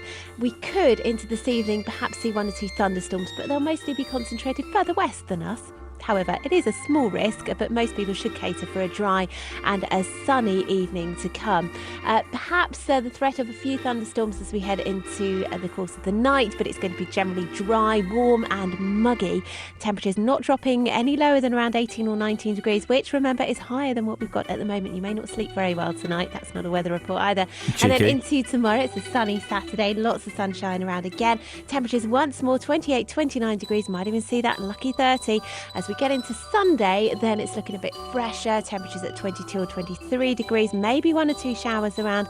Many places though staying dry with some sunny spells, temperatures around average for the time of year, so dropping a bit into next week. That's the forecast. Thank you, Elizabeth. Ta-ta. Every weekday morning. They're not getting shown what being British is. The intention was to try and make the world a safer place. No, it wasn't. It was to do with oil. Don't be naive, Jonathan, please. The JVS Show. I'm not comfortable with it. And if they feel they're being pilloried, well, they're putting themselves as the odd person. It's such a violation of a child's sense of safety in the world. And I hate to use that old cliche, Jane, but it hasn't done us any harm, has it? The JVS Show. No, I haven't made my point. I'll tell you when I've made my point. Every weekday morning on BBC Three Counties Radio. Let's go to Colin. Morning, Colin. Morning, folks. Sorry? Who are you talking to? Morning, folks. Who are you talking to? You, Catherine, and Kelly. Ouch. He struggled there, Kels. She's on the phone. She's not heard it. I'll tell her after. Don't tell her. Don't be a I think grass. she needs to know. Don't be a grass. I don't like grasses at work. We hate them. No, Colin, I've got a bit of a cough this morning, that's why. So it stopped you remembering? That stopped you remembering Kelly's name? I always forget Kelly's name when I'm coughing, and normally I'm coughing at her to try and get her attention to make me a cup of tea. Now, Colin. Colin. Yes. We've been here about 2 weeks now, in your town. Yes. And, yet, you've only just decided to call in. No, I have called in to you since you've been over there. Has he? I have no record of that. I have no record of that. Neither do I. No, we have no record of that, and Kelly can actually find a record and look. Yeah. No record. So that's your first lie. All right. What's your second lie going to be? Which charity shops did you go in? All of them. All of them. All of them. You are aware that the very first one you come to, as you walk out of your building, is where I volunteer. Uh-oh. No, well, hang on. Which one is that? Because there are no, the charity shops. There are about half a dozen of them. Yeah. Yeah. If you walk over the road... Oh, I tell you what would be easier. Why don't you just say its name? Oh, all right, then, the YMCA. Oh, yeah, we didn't go in that one. It looked rubbish. There was some dodgy midget in there working, and we didn't fancy it. No, because you didn't go in the day I was working. I only work at weekends. Oh, okay. No, we did go. We did go in that one, and I don't. It was disappointing. It was. Oh, no, that was the first one we went into. No, I bought a record from that, didn't I? What did I buy from the YMCA? I think I might have bought the Carpenters. Wasn't that in the big one round the back? Oh no, the Carpenters was from Oxfam. Yeah. The Ink Spots wasn't from there. Neil Diamond wasn't from there. Do you know what YMCA stands for? Yeah. Young Man's Your Christian mate Association. Collins. What? Well, that's great, Colin. Thanks so much. So I expect to see you in there No. again and again and again. Because No, we've done it. Oh, Justin bought a dog from there. Oh, was that one? Yeah. That was awful. Justin bought a dog from there. Are you real? Yeah, I'm real, Dave. We regularly rotate them, so you've got to keep coming back. Why not just put them all out? Like the good ones, not just Cliff. Here we go. All right, Colin, this is it. I got a backdoor man on the line here. Colin is a backdoor man. Am I right, player? Oh, what? You're a backdoor man, yeah? No. You prefer to go in through the back instead of the front. Am I right? No. Beautiful. So here's my thing, right? You leave the back door to the YMCA open at a specific time that we all discuss. I get to have a little rifle through some of the best records. I put 50 pence in your pocket. We go out. We never speak of this again. How about that, player? That's disgusting. Backdoor man. Come on, mate. No. How many records have you got out the back? I don't know. I've got a plan. Go on, Catherine. Bearing in mind he's a backdoor man. Okay, this week, well, maybe we can do the back door more gently. Okay. Have a look at the records this weekend, Colin. You pick Yeah. out, let's say, 10 of the best. You phone me on Monday, we decide whether we're going to come in and collect those records. Or, here's an idea. I would love to, but I have no idea about records. Here we go, backdoor man. Why don't you just put, I don't know, all of the records out in that massive, massive shop so that we can buy them? Or don't you want to help the young men Christian... We put what we can get. Do you not on want to the help young stand. Christian men? Eh? Put all of the records out. We couldn't. Why? We wouldn't have enough room on the stand. Well, then let me come in the back door man. Well, you ring me and we'll see if we can arrange something this Saturday. Private. Tomorrow. Well, no, I'm not here tomorrow. Well, I'm not in the shop till tomorrow. Thanks for calling. Disappointing. Does he want to help young Christian men associate or not? Only on a weekend. Only on a weekend. Can you believe that guy? 03459 455 555. Just put all the records out. They're a good price in there, I seem to remember. Yeah, take some of the Cliff ones out. Yeah. And take some of the obviously rubbish ones out and put some good ones in. Yeah. Jobs are good. Yeah, exactly. What you got? I'm being dared to say something on Twitter. No, well, that's never a good idea. No, that's never a good idea. Especially when redundancies are being thrown around. I think I'm going to say it. Aye. Don't. Clements loves flannels. Mate! If I listen too long, my brain turns to mush. Everybody's brain has just turned to mush as a direct result of that. Why are we echoing a little bit? Wagwan. Wappen. Don't know. Someone's flicked a switch. Unflick the switch. There's been some tomfoolery. Tomfoolery. If you're a girl... Good morning, BBC Three Counties Radio. Okay, there we go. If you're a girl, you're going to be paying more to get your car fixed. If you're a girl, or if you're me, I reckon... I spend... They say... I've had this, right, where I used to be on telly a bit, not so much nowadays, but you go in somewhere... I remember when I bought my last car, I was all set to do a really good deal, and then the woman went, "Oh, you're that bloke from the telly, innit?" I went, "What?" She went, "You're the bloke from the telly." I said, "Yeah, I've not been on telly for a while. Big Brother, Rylan." I said, "Yeah, I don't earn telly money." Wouldn't give me a break at all, Sarah from Harpenden. Hello? Hello? Yes? Are we inside your womb? No. And this is what I'm having a flashback to being like naught. Well, you're talking about people's names, like Uncle Ben, etc. Yes. The one you were looking at for the peach was J. Arthur, which is also rhyming slang. Yeah, I know. Okay, exactly. The peach. Pete, as in Pete that you put on the garden. No, that's John. Oh, that's John Innes, isn't it? J. Arthur. Well, is he real? Yes, I don't know. Thanks for calling. From the womb. Direct from the womb. £137 more to fix car if you're a girl. What are you listening on? I'm listening on my head. Oh, she's talking to someone there. I do apologise. That's women are charged up to £137 more for car repairs. Yeah. An undercover investigation found. Suspected it. I don't think it's women though. I think it's anybody who doesn't know about cars. Doesn't know anything about cars. I've been ripped off. And what are you gonna say? I used to go into one garage for a service every year or whatever. I don't know, banger. Fair enough. But they used to actually rub their hands together when I walked in. Oh, this is why I prefer my wife to go and deal with things, because if I get spotted from being on the telly, it's like I've had it before when builders have come round and they've recognised me and they just whack the price up. Well, they're not interested in haggling at all. And you can kind of understand it, you kind of think, well, it's loaded. This fella's loaded. He's on the telly. Trust me, those days is long gone. Mystery shoppers asked 182 garages in 10 UK cities for quotes to fix a car. 6% of garages charge the same for both sexes. On average, women were quoted 616 and men 570. In Birmingham,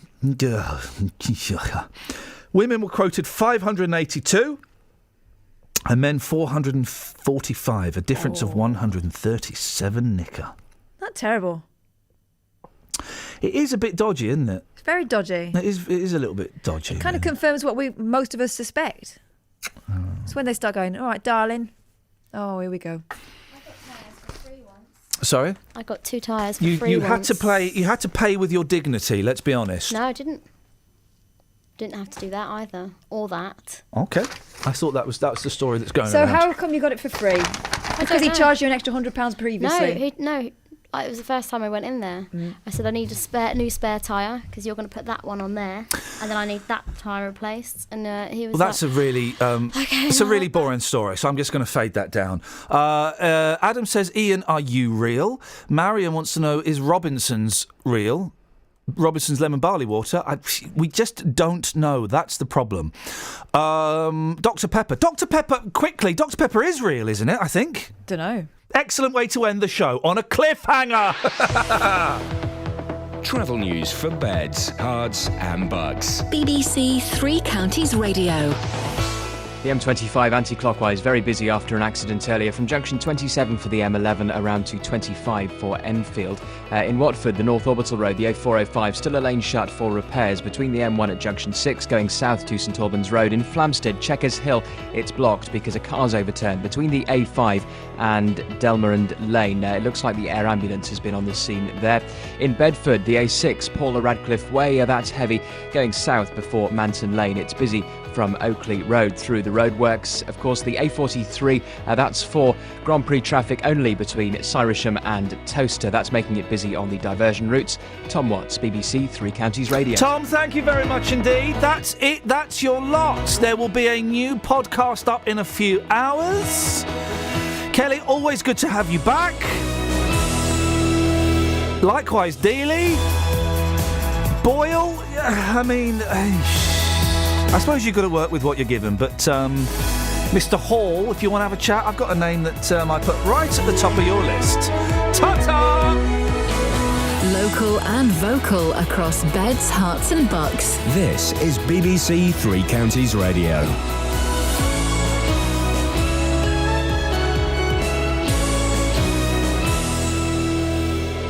Thank you very much, Ian. It's the JVS show today with me, Tim Wheeler. At 9 o'clock, it's the big phone-in. I want to hear from you. Is it common sense or just cruel to stop parents booking holidays during term time? A head teacher has told the BBC taking children out of school during term time is a form of child abuse. Angela Konashevsky says education is more important than a holiday, and she would like to take away school places from children whose parents insist on taking them away when they should be at school.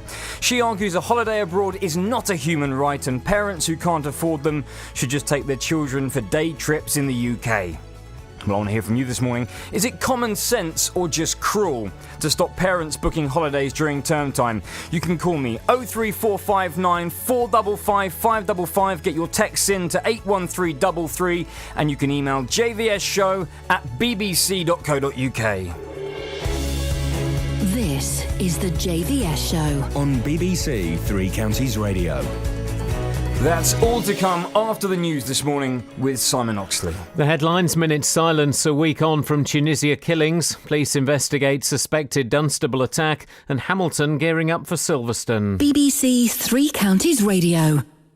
A minute's silence is to be held across the country at midday in memory of the victims of last week's gun attack in Tunisia. Around 1,000 staff at the headquarters of Luton-based holiday firm TUI will be taking part. The 30 Britons killed included Watford engineer Chris Dyer, whose death was finally confirmed yesterday. The Foreign Office Minister is Tobias Elwood. The Queen will be leading the nation and breaking away from her engagements, along with the Prime Minister and many others right across the country, in schools, in government departments, in military bases and so forth, at Wimbledon, even at Formula One. The nation will pause and pay tribute